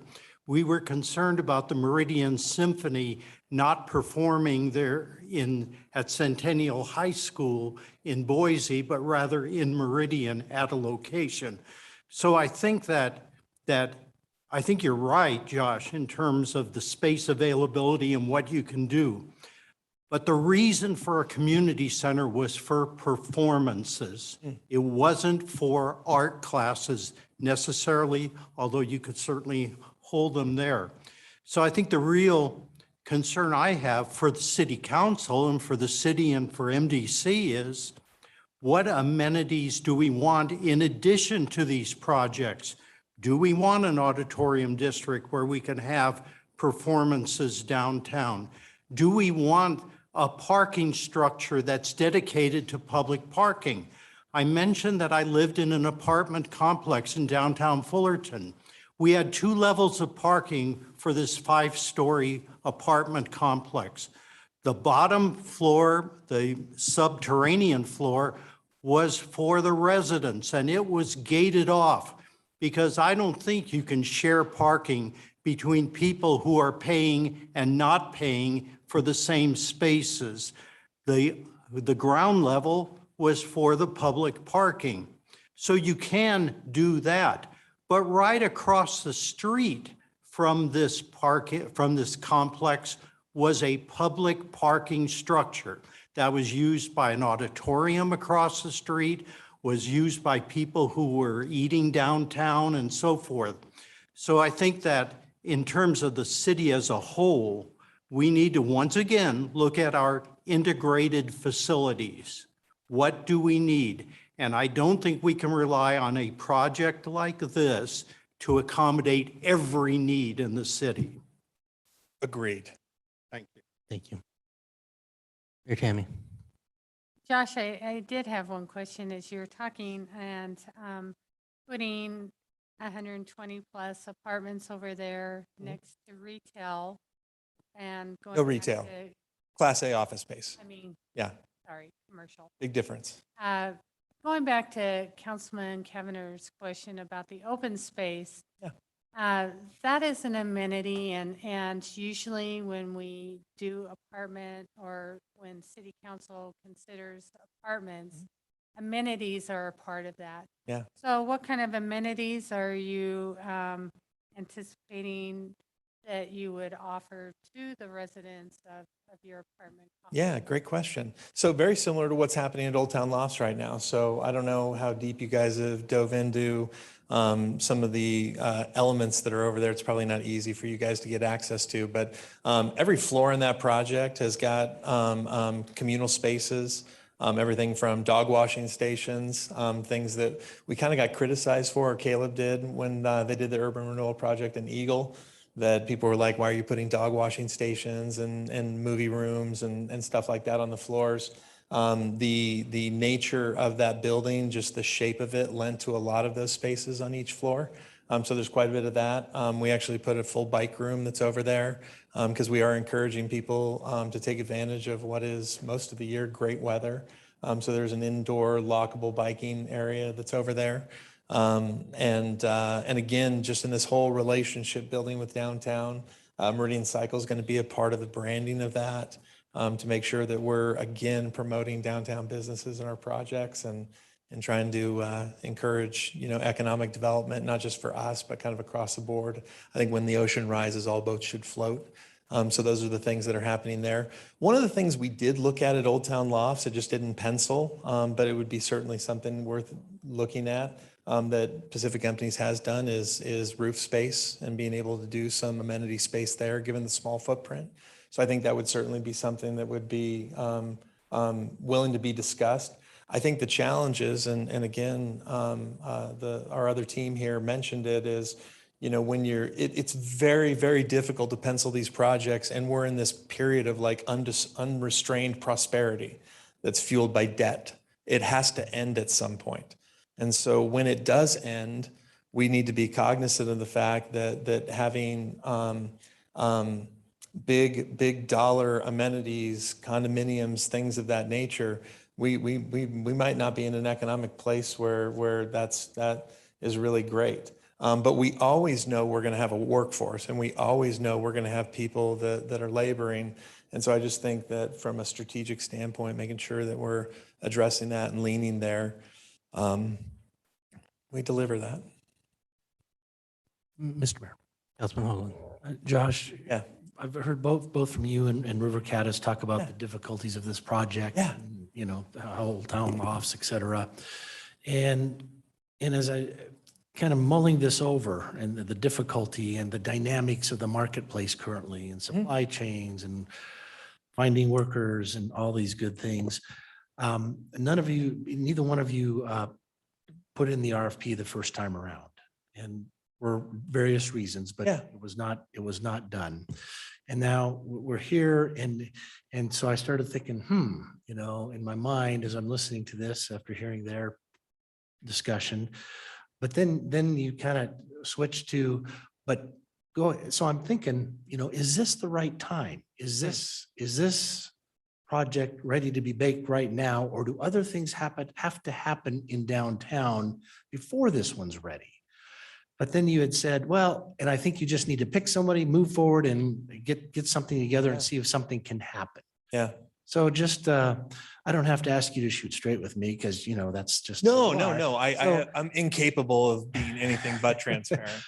Is this, and I wouldn't mind if River Caddis added their 2 cents on this too, are we too early for this yet? For this particular site? I mean, we got Unit 93 breaking ground, or is it always going to be a difficult project no matter where we are in the time frame and the evolution of downtown? Yeah. So let me answer that. I don't think this site is suited for anything much more innovative than what Caddis and I are both producing. I love what they've designed. I think that I could certainly put together, a proposal that would have a gap and do something bigger.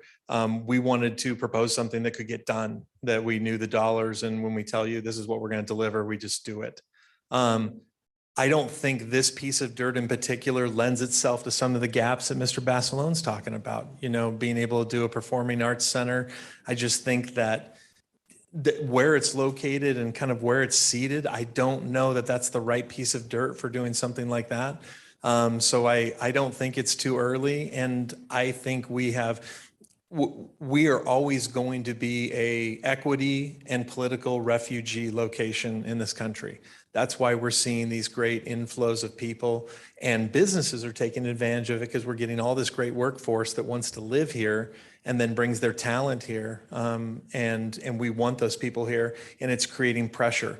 The houses are getting gobbled up. That's great. And even though housing prices are going up, the problem is all the laborers, all the people that are working in our community that maybe aren't making those six-figure jobs, they're getting pushed out of their ability to buy a home, and we need that living space.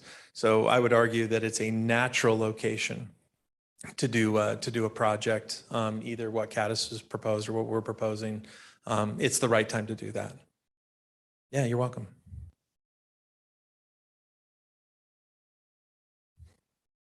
Any additional questions?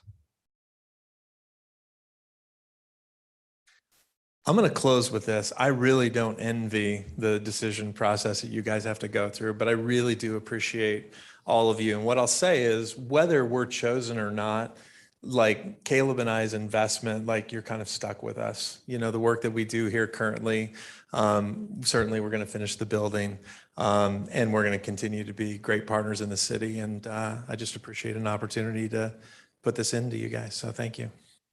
And thank you to Caddis for coming all the way from Michigan. I think that's wicked cool, not just because they went to my cigar lounge. All right, peace out. All right.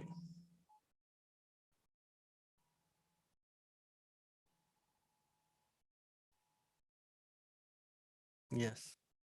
Just an Amber Alert, as we've all seen. So with that, Cameron, any comments that you would like to make before we go to the next phase? Mr. Mayor, members of council and the MDC board, it's you have before you the two presentations. Now the time is yours to deliberate, and you have the three potential options for action moving forward. And again, us as staff, we stand ready to support that decision, whatever it may be, and helping you and the city succeed in this. So looking forward to your feedback.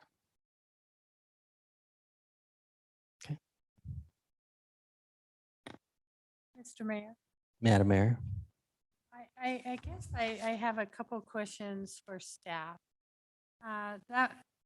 That maybe can help as we look at the recommendation to move forward, what we can build into some of that. We've had a couple of projects currently underway, as Josh has mentioned, and one that's been completed. What have we learned during those current projects that might lend to helping either of these two projects being considered as they move forward, but also to know what to build into some of the recommendations as we move forward with the project? That would be one question. Second question would be, looking at the current parking scenario, once we build out the two projects that are currently underway, one further than the other, what are the parking needs coming into having this project move forward? Are we meeting the parking needs? Is this going to have to help look at that? Can we do a one-to-one scenario? I guess that would be a second question. The third question is maybe to City Council.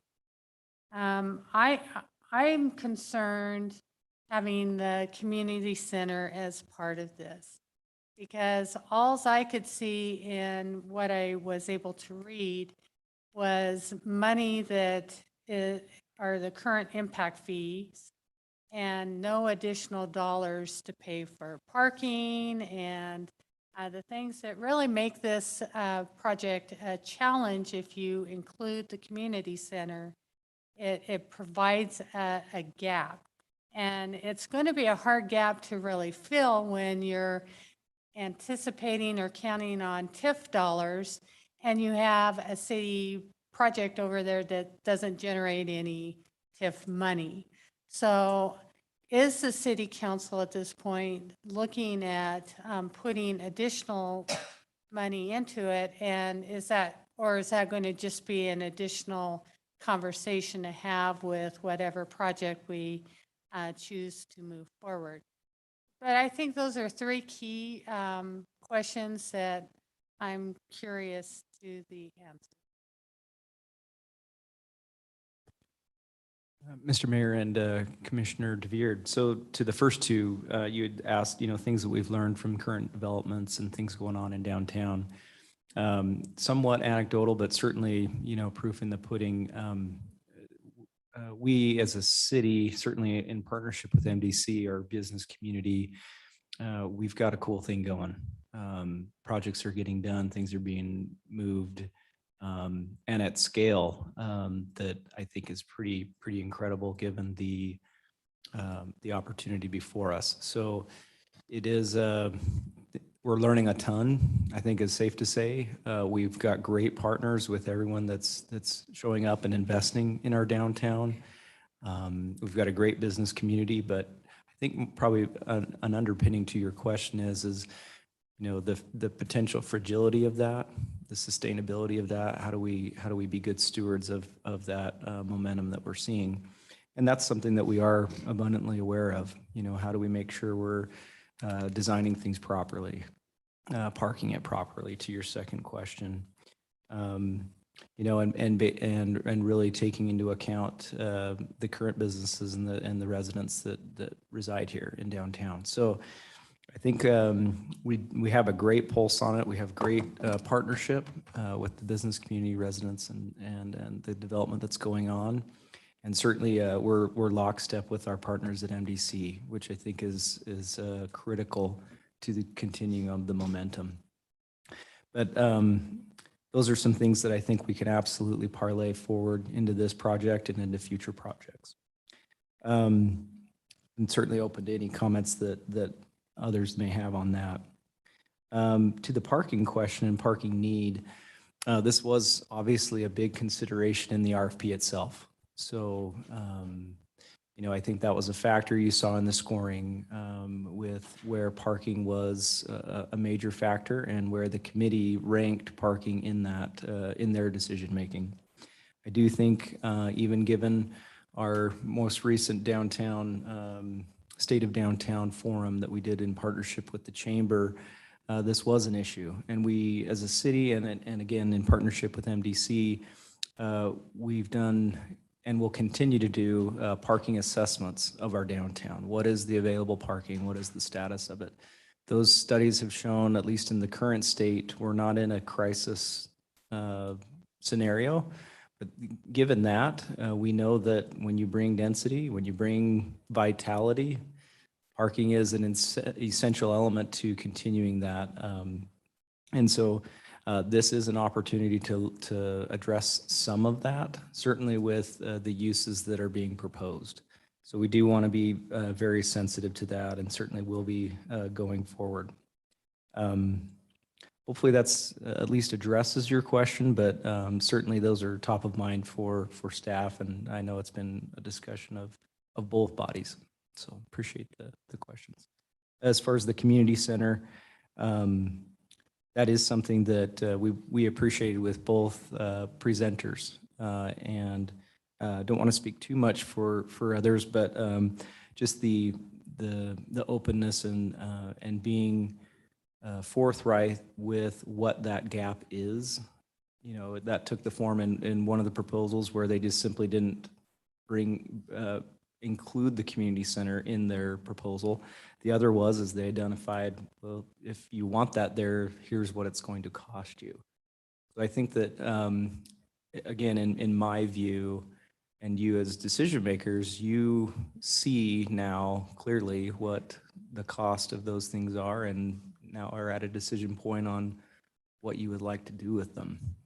So hopefully that at least gives you some clarity on your points, Commissioner DeVere, but maybe open it to others of staff if you had further comments.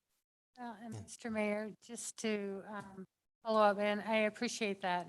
From the MDC's perspective, we have to look at the TIF dollars. And when you take out a chunk of that block, and I think that both the presentations kind of identified that concern, is we will not be getting TIF dollars off that community center. And even if the city were to put money up to help close the gap, longer term, you know, that lack of generating the TIF compounds. And so I just wondered what conversations the city has had to be a solution to that. I'm happy to answer part of that question, but I can't speak for council. And I'll own, I fought to at least have it be part of the RFP to see what people could propose. See if there could be something innovative that could be part of this that would make sense through their project. I think ultimately what I saw is it created more challenges than solutions. And I think that from my perspective, I think the city has a better option to relocate the community center to another location and address the parking for it and for City Hall that's not part of this project. That's my viewpoint. So I would not be looking to the city to fill the gap in this project, because I think we have a better opportunity to succeed in other ways to fill those gaps for our own needs and meet the needs of both facilities. That's my opinion, but I think Councilman Perot also has comments. As the Parks and Recreation liaison for the council, I've had many conversations with Parks Director about this entire year, and agreeing with the mayor, we wanted to see what proposals we might get and see if the private sector could be creative in a way that maybe we hadn't anticipated. But I agree, I don't think that this is a location for the community center. For one, we've been waiting on a study that will be out in the spring on what our community wants from a community center. And until we had that information from that survey, I didn't feel comfortable proposing that we include this. I don't think the timing is right just yet for us to determine exactly what size of community center that we need, what the uses will be. We're just not there yet from the information we're going to receive from the public. I just don't think the timing worked out in that regard as well. But I agree that this space is too small to try to include, such a significant amount of uses. But there has been a lot of conversation, a lot of concern about what happens when our current community center comes down as part of this project, and the time that it's going to take to rebuild that community center, what the cost is going to look like. As you saw, the funds that we have currently will not come close to meeting what we'll need for a community center. And so the determination hasn't been made, as you asked, has council, what will council do to contribute additional funds beyond what we currently have? And none of those decisions have been made, of course, because we don't have a set idea of what that community center is supposed to do and what the purpose is yet. And so for me, as the parks liaison, I was not in favor of including, I didn't have an issue with putting it in the RFP, but I'm not in favor of including it in that location because of all those various factors that haven't been determined yet. Mr. Mayor, I guess just one final comment on that is, the community center, although we do have an existing one, there is an expectation for the general fund to match impact fee dollars. And so whether you put it in this location or another location, And I think that's important for the applicants to hear this conversation because it's probably one of those questions that has been a cause to that big gap. So anyway, I appreciate the conversation and you have more discussions to have, but I think too it's important to have MDC hear some of that conversation as we're want to make sure that the TIF dollars can we can be a strong partner with those TIP dollars, and we want to make sure that we can generate what we commit to. And my 2 cents would be as much as you can generate towards public parking beyond for other needs in downtown. I think that would be the best way to utilize those TIF dollars along with the other needs. 2 cents. I've got a couple questions, mostly for our economic director there. So I'm curious. I have my own dilemma in my head with these projects. We have only a couple blocks of true downtown to work with to go very high vertically. I know the neighborhood pretty well. So on one hand, we've got across the street from this development, single level old housing, averaging anywhere from 500 square feet to 1,100 square foot homes. So on one level, it does make me nervous to see a building as tall as like 8 stories directly across the street from that. But on the other side, we have so little space in our little downtown to actually go vertically. It seems fairly important to make the most of it when we can. So I am curious with zoning, and when we look at the available, we are running out of space. You as an economic development person for downtown, how do you look at this when you're seeing these developments going? Does 8 stories scare you, or is this is the best use of vertical space? Mr. Mayor and Commissioner Mueller, that's a fantastic question. It's the rub between who you are and your current status and who you want to be or who you could be, I guess, is the way I would couch that. Really, ultimately, that's going to fall down to the decision making. What is our vision for downtown? What does it entail? I personally sincerely hope that includes redevelopment. It needs vitalization. It needs, credit Josh's presentation to the workforce. If we want vitalization and reinvigoration into our downtown, we need people here.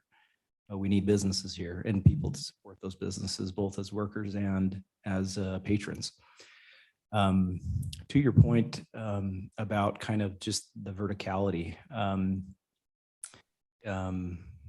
it's here. We know it is. We've got Union 93, 2 towers at 7 stories, proposal potentially at the corner of Main and Broadway of more. 8 stories, I think, we're right there. So that reality is upon us. I think if we're struggling with that, I think that's natural, right? We're moving, we're transitioning. And quite frankly, we're seeing a vision through. It's not going to be without its challenges. It's not going to be without its conversation. And certainly it's not going to be without its trepidation. But I think that's something that our community in particular, Meridian, is up to and has been and will continue to be. And I think it's one of those where we as a group collectively come to better solutions. So you're asking the right question. And I think we're the right group to keep it on track in a way that will ultimately benefit our community. Yeah, I appreciate that. I think it's good for everyone to remember. Yeah. 8-story building is already proposed basically on Main Street. Can I ask one follow-up question? This is the obvious elephant in the room that we're still not fully addressing. As long as we have a 1 parking stall per resident rule in this city. We are steamrolling headfast towards a parking disaster. We kind of all know this, which means continue to see proposals from people that have this type of gap, 10 to $14 million gaps that are mostly funded. The funding issue is always parking. So the thing that I see on these two proposals is I see one that's downsized, that's kind of like it will fit in to what we have currently going on. It doesn't push our parking problem any farther forward. And then I see this one. I do think at some point, Ashley, I don't know if you could possibly do the work right now, but when we look at the amount of time that we have left on the TIF and the proposals of dollars that these developments will raise, you can't get to there. I don't know how far we can get, but we can't get to there. So there's a gap to the gap. So I think what is very important in making this decision is you have to decide, is this the time and is this the development where we're going to make a push to solve some of this problem, or are we going to punt on it? And I think that's pretty paramount. And for us to decide that we're going to solve it is going to have to be a partnership between MDC for sure, for TIF funds. And even with it being a gap too far, probably with the developer and probably also with the city. So without knowing that everybody's party to work on that, it seems hard to make this decision. Anybody want to weigh in on that? Mr. Mayor. Oh, you want to take it? Okay, go ahead. Just one quick comment. Sure, why not? Commissioner Mueller, great questions. I think your question about the TIF, and I could certainly defer to Ashley as well on this, but this particular proposal is in the new Union District, so newly formed, and therefore you have, and I'm trying to get to the presentation, but essentially you have new life in that, so you get the full benefit of the term of that. Again, in my opening presentation, you saw kind of the evaluation of what these two proposals would generate in TIF. The one would be sufficient to fund at least the majority of the known projects. The other was a couple million shy. So hopefully that helps address that question. And I think this goes back to the question that you were asking. There were the same questions I was looking at, especially with River Caddis. You pull out the community center and you pull out the parking for that, that number gets driven down immensely. I didn't ask them the question. It's like, well, what if you just replace that with now TIFable? That may or may not be what they do. They could just downsize the project and not include a community center, not have more parking, but at least the TIF doesn't change. But if you throw a hotel in there, what does that do now from that standpoint? So there are questions, absolutely, but you got to the heart of the conversation. And I think by us saying the community center is not part of it, it changes those numbers dramatically if that's the direction. And I don't know if honestly, if a decision can or should be made tonight without looking at different numbers without those pulled out. We don't have the full secret sauce on those numbers. If that's a conversation with River Caddis that we want to have or not. And Ashley, were you looking to say something as well?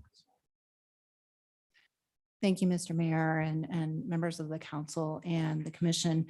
The one thing I just want to remind everybody is the Union District was established in 2020. We only have a life cycle of 20 years, so we're burning daylight already. I can't, for whatever reason, I can't pull up the original financial feasibility study for the district at this time. But we anticipated Union 93 already moving forward with their project and creating TIF in this next year. The valuation change between 2020 to 2021 is $100. So we're not going to accrue any TIF this next fiscal year. So we're now 18 years, or excuse me, we have 18 years left.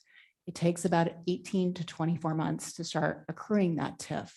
So we don't have a lot of time left already. And so that's just something I want this council and this body to be mindful of in making a decision, is that the clock is ticking very, very fast.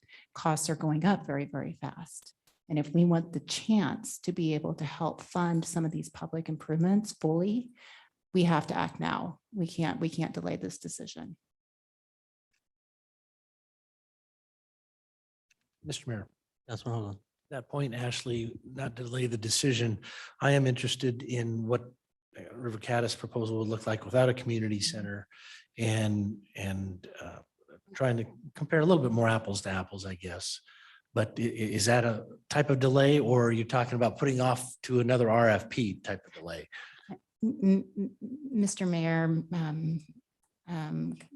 Councilmember Hoagland, I think we need to make a decision within the next couple of months, I guess is where I'm going with that. Rather than going out to RFP, rather than delaying a decision in order to understand what the needs assessment is going to be for this community center and just kind of, staying on that conversation for the next several months. I think this is something that we need to act as quickly as we possibly can, because we do know that the next steps of the negotiation, the development agreement, the OPA, owner participation agreement, that's going to take some time. And just to give perspective, we spent 14 months with Galena on the original RFP for this site. So, and we were back here, and it took that amount of time to figure out we weren't going to be able to get to where we needed to be with the project. So again, time is just really precious.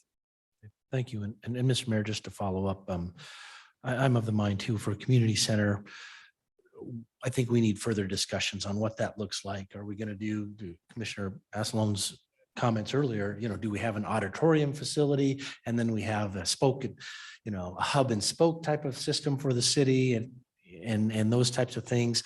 To have it in that space right now, I don't think is critical. We can do something else. And I think parking is more of a priority for downtown than the community center right now. So I don't know if that helps or hinders the time frame, but I am interested is, okay, what does that look like for River Caddis if they don't have the community center?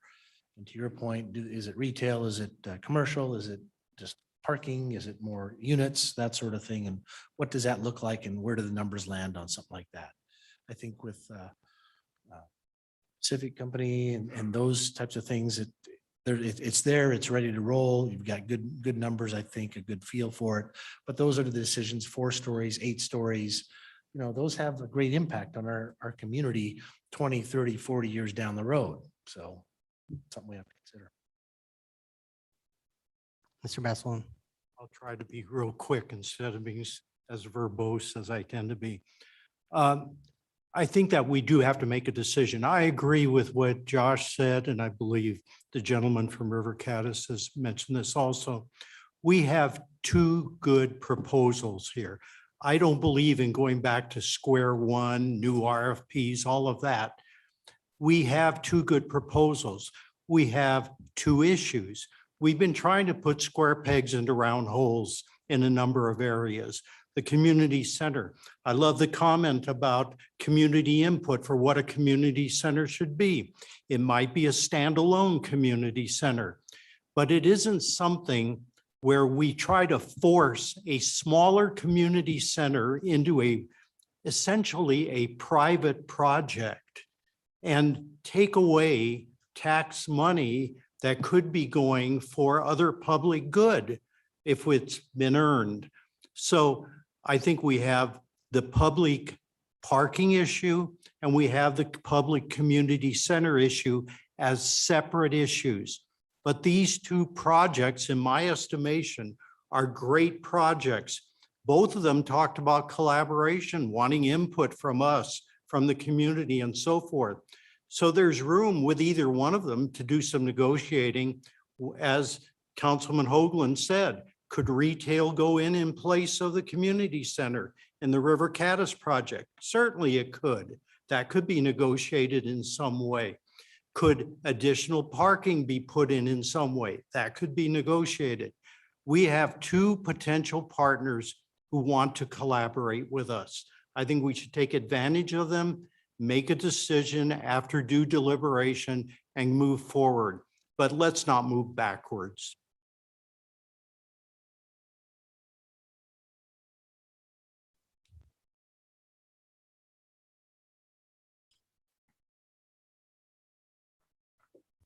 Mr. Mayor, Madam Mayor, do we want to ask either of these applicants a question? if you have a question. I guess in both the presentations, there was flexibility to respond to what the community needs were.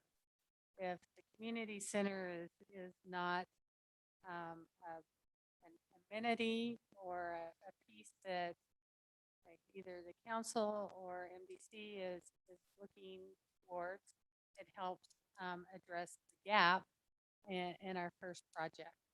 And certainly if they fill it with commercial, and you mentioned a boutique hotel or other options, that's certainly going to add to closing the gap.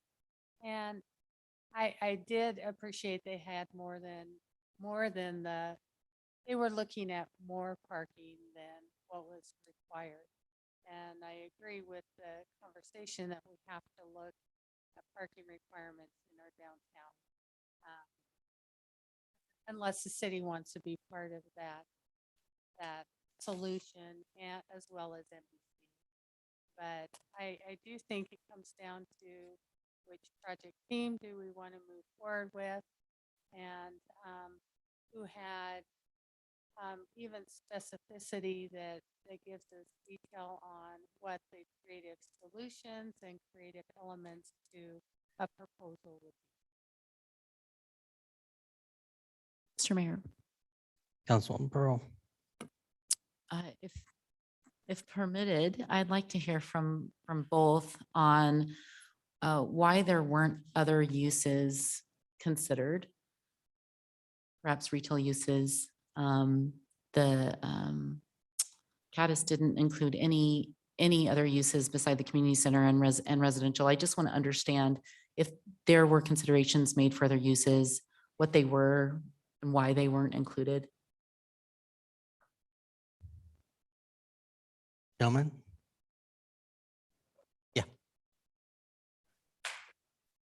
All right, so we did propose office space. So office space, residential, but not community center. And we intentionally avoided retail because we felt like being on that edge of that residential part of the neighborhood that, you know, I was asking myself, how would I feel if I was trying to court different kinds of night activity stuff that's going to be happening again across from my kitchen. And we felt that based on the inquiries that we're getting for Old Town Lofts, is we're getting the right amount of inquiries and the right product mix for retail that's going to go into that space. But what we absolutely do not have is commercial office space.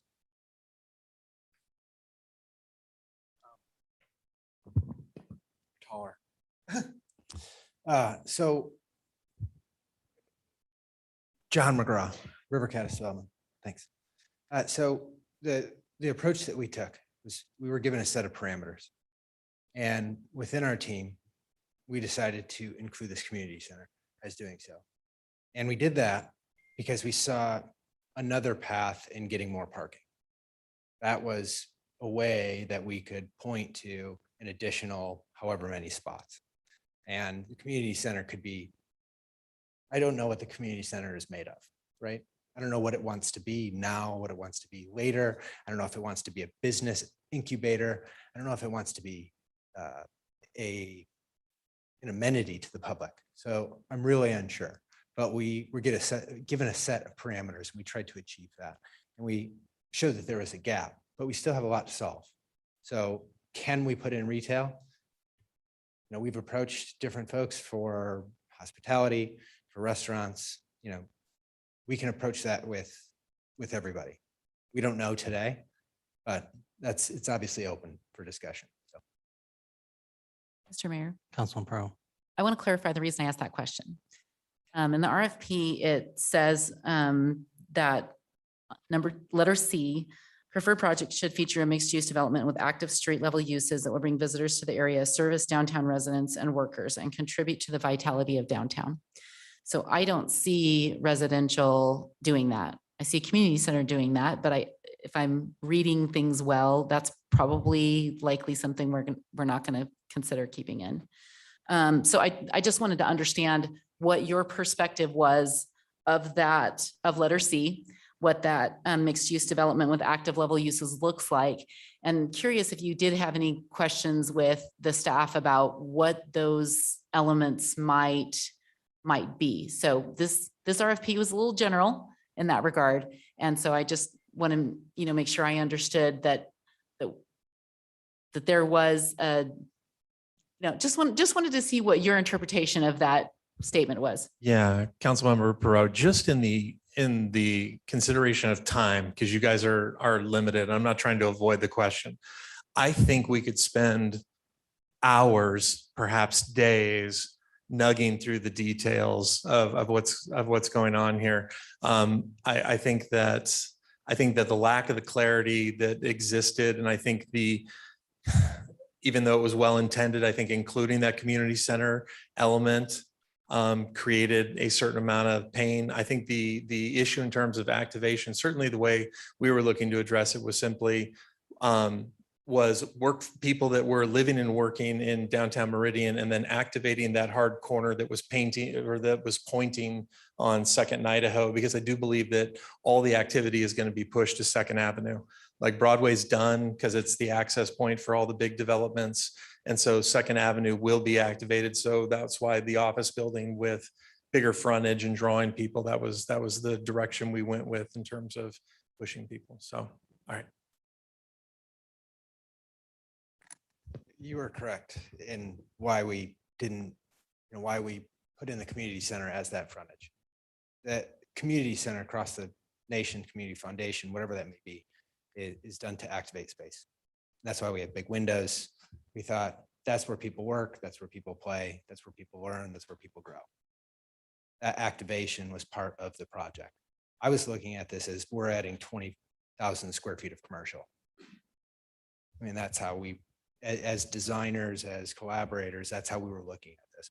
We were assuming that this community center was more of an amenity and that's what was wanted. But again, choosing the group that can help provide this structure, this deal, this development is probably the most important part. Just figuring out the right team. So. Councilman Burt. Mr. Mayor, and I just want to say thank you to these two, these two individuals for the presentations today. I think that both companies did a great job in casting a vision for what you feel our downtown needs to look like. And honestly, at the end of the day, I think that's what it boils down to me is what vision are we looking at? Because if I'm hearing you both correctly, you're both willing to negotiate, you're both willing to come to the table, you're both willing to participate in the design aspect, you're both extremely interested in collaboration. So in my opinion, that's a tie. I think there's no doubt that either one of you would be big supporters with that process going forward. For me, it's a matter of which individual casts a bigger net and bigger vision for our downtown going forward. And it's no joke that I've never been in favor of a community center in that project. I said it before and I'll say it again. I've never liked it for the same reasons that were specified earlier. I think that if there's one thing that this downtown corridor needs the most, it's bodies. It's bodies coming downtown to live, work, and spend money. And in order for people to spend money in our downtown corridor, we need people living down here and we need people working down here. And that's just that simple. And so in my opinion, there was one company that did a better job casting that net and provided the vision that I'm looking forward for downtown, and that is residential and office space. I'm okay to make a decision tonight. I think it's crystal clear in my view who I support going forward. I'd invite other council members and other commissioners to see if they share that same clarity or that same opinion. If not, then we need to probably continue this discussion. Mr. Mayor, Councilman Pro. I don't yet have the clarity I would like to have to make that decision this evening.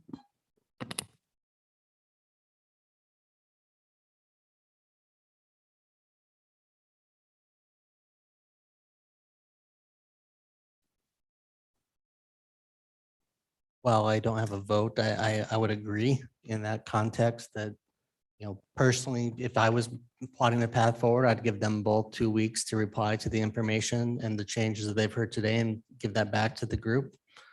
And we either set a joint meeting or individual meetings to have conversations and make said motions. I assume that they're done separately and not together by each board. It has to approval. It's not, we're gonna all vote, and if MDC goes one way and the city goes another in the same vote, that excuse me, it's my first time going through a joint meeting, dual RFP process for solution.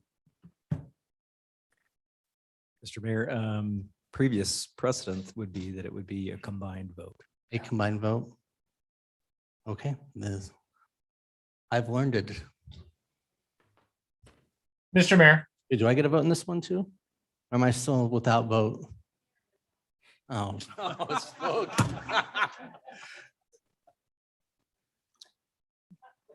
Yeah. Councilman Cavanagh. Thank you, Mr. Mayor. I think I'm supportive of your idea of giving both respondents a couple weeks to process the information they've heard today.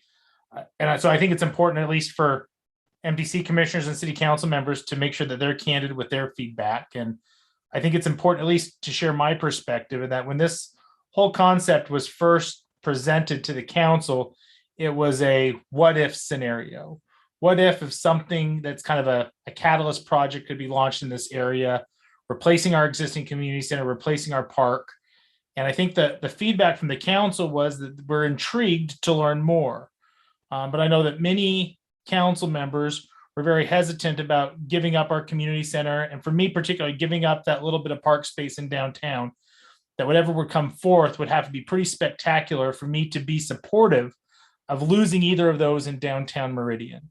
Now, I know since then there's been other conversations about potential locations for parks and potential locations for community centers. And I'm open to those conversations, but I'm not one that would be supportive of moving forward with either proposal in a transfer of land until we have those questions answered about what is going to happen to the park space in downtown Meridian and what is the vision for a community center for Meridian residents. So I like both. I think both projects bring forth a particular merit. It's apples and oranges. It just kind of depends on which one you would want to pick. I think both could be really beneficial for downtown Meridian, but it's going to be really challenging for me to be supportive of either moving forward long-term until those other questions are answered.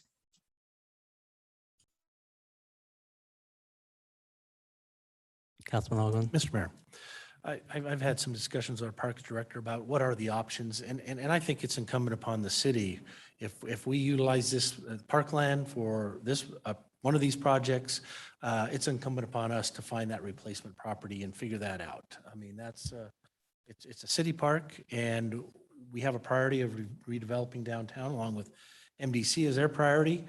And to do that, we're going to need that space. So we're going to have to figure that out. And I think that's on us. I don't know if others feel that way on the council or you, Mayor, but to me, we have to move forward with something if we want to replace that. Mr. Mayor? Mayor Tammy. I guess I was intrigued with the first proposal by saying, you know, they were not totally opposed to the conversation of maybe looking at replacement property for the park. So they did bring that up. In response to urban parks are going to look different than rural parks or suburban parks. You won't have the open space, but you're going to have the plaza space. I do appreciate the first project in the detail that they offered with the live walls and the street trees and festival street. So there was attempts at creating more of the urban space, the urban public space that I thought was very creative and innovative. The second project didn't give us very many specifics, but there was nothing that showed how that urban open space or public space would exist. And maybe it was something that then was further defined in deliberations. But if we're looking at what we asked in the RFP and how it addressed, we're changing, we're moving the Gs by saying we're taking out the community center, which is a destination. If we wanted to really look at what project is going to draw people to it, it would be that community center, in all fairness, rather than the Class A office space that are going to bring the same people there every time. So we do have elements that we could make a decision and say, these are the aspects that we need from the team that we choose to move forward. We really do want it because we need more specifics. Or right now we can identify what do we want each team to bring back. Do we want them to address what is that public amenity, whether it's an urban design for public gatherings, a draw to our downtown. If it's replacing the open space that we would lose from Centennial Park and the community center as a whole, how can we replace that at maybe a different location? We got to address the parking aspect and what the community elements are going to be and what the amenities are going to be for the apartments or the residential that would be in downtown. I guess if you don't want to pick a team, those would be the elements I think that need to be at least fundamentally what we need to hear back from both projects if we don't want to make a decision today. Just my 2 cents. I think it's up if they want to, and if they choose not to, well, that also speaks to the viewpoint on if they're just fine with what their proposal is, and it is what it is, versus invest more time and energy into those modifications. I think that they've been getting a lot of good information today. I really do. For them to either adjust and provide additional, or sit back and wait for us to make a decision if they choose not to make any modifications. Mr. Mayor. Councilman Barrett. After reading the tea leaves and hearing the wonderful information that has been given us to this evening, I really do appreciate the recommendations by former Mayor Tammy, and I agree with her wholeheartedly with regard to discussing furthermore public space. What do these two projects offer in regard to the draw to downtown, the replacement of the open space, elements of the community center, parking, and all the things that were mentioned by Mayor Tammy. So I would be supportive of continuing this discussion.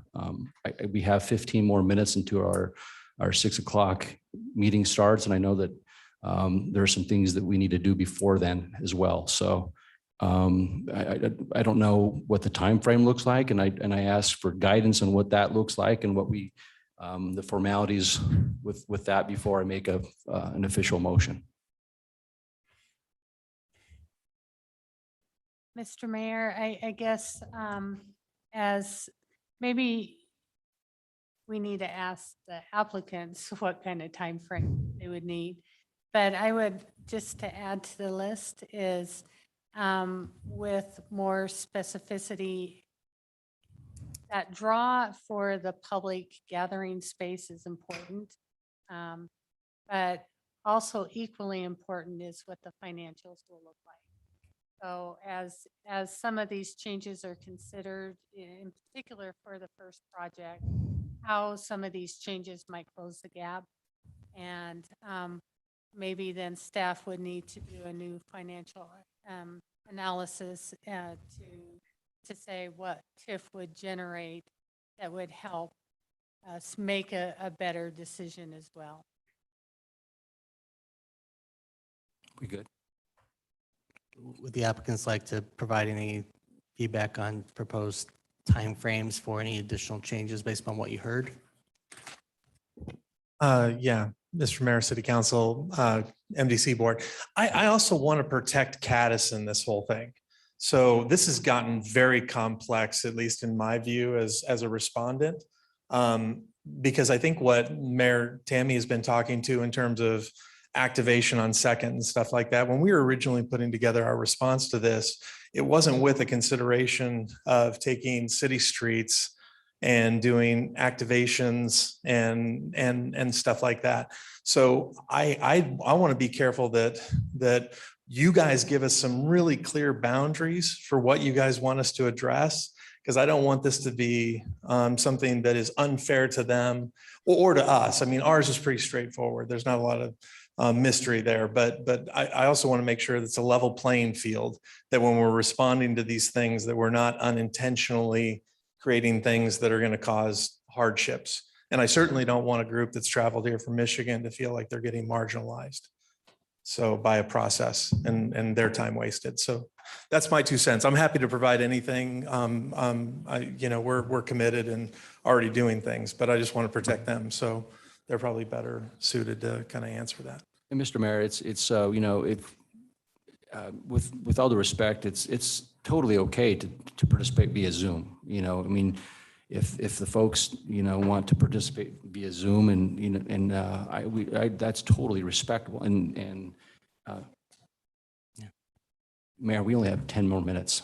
I know we're just trying to get a time frame for any sort of new information back to the city and MDC. Well, I got up at 5 a.m., so I got to talk at least a little bit. I'm Kevin McGraw. I'm the president of River Caddis and John's proud father, and his brother also works for us.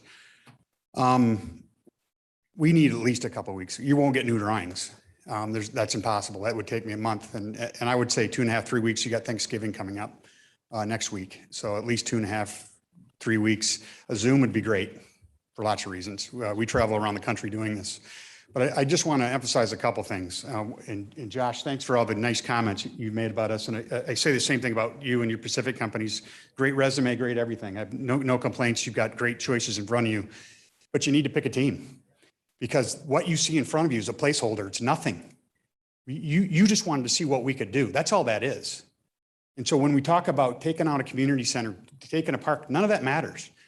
If you're going to buy a house, you got to find out what your budget is. We don't know what your budget is. We don't know what gap you can fill.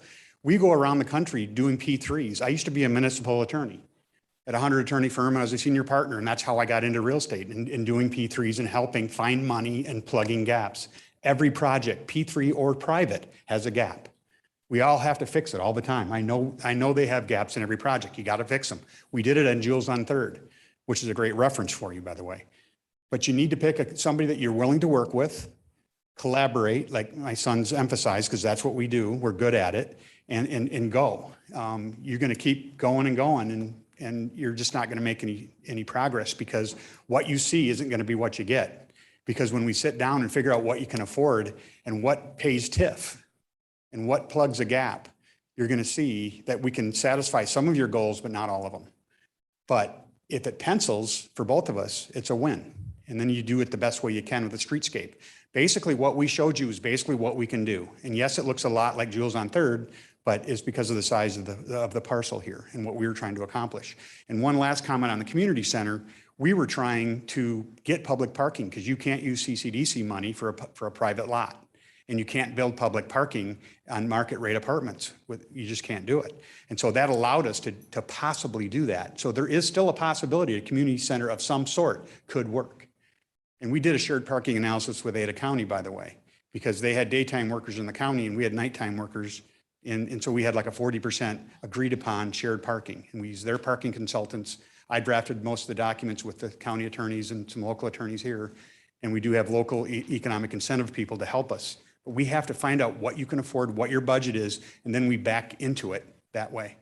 And all we really did, both of us, was show you a placeholder as what we are capable of. And so a new drawing, new numbers don't mean anything, to be honest. We'll do what you want us to do, but we won't have time to do new drawings, which will be irrelevant anyway. Do you have any questions? I'm here. Well, speaking for myself, I'm not looking for new drawings. It is, the way I would describe it, you eat what you produce. Your TIF is what you can make. And I think that's really kind of getting down to some of these, now, you know, if we can run the TIF without them, that's fine. But Council President, I'll let you decide on what you'd like to have by when and when to make a motion to continue this until. Mr. Mayor, I was just looking for a date. I know it's 2 or 3 weeks. 3 weeks, is that okay with you, Mr. Everts? Okay. Do we want to maybe move this to maybe, I know that, I know that. Date to be determined. Date to be determined? Dates. Okay, so let's just move this, and very soon we'll meet with staff, we'll meet with MDC and staff, and we'll work out a date and let everyone know. Just a heads up, I wouldn't be opposed to having this at an MDC meeting. I know that MDC comes to our meetings, and so city council going to MDC meeting, I wouldn't be opposed to doing that or having that part of the discussion. I'm supportive of that as well.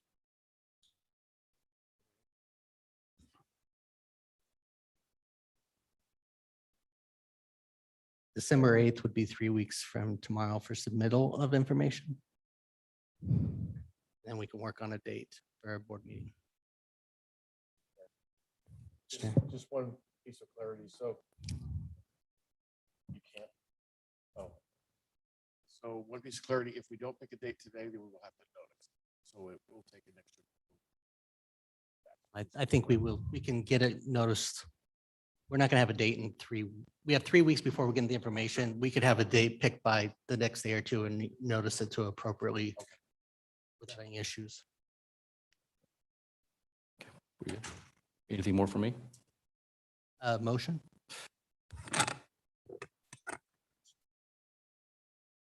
December 8th, information and a date. Okay. Mr. Mayor, I move that we continue this discussion to a date to be determined and information to be submitted by December 8th. Second the motion. I have a motion and a second. Is there any discussion? If not, all in favor signify by saying aye. Aye. Opposed, nay. The ayes have it. And the item is agreed to. Do I have a motion to adjourn? Mr. Mayor, Councilmember, I move that we adjourn. motion to adjourn the meeting. All in favor signify by saying aye. Aye. Opposed, nay. The ayes have it. We are adjourned.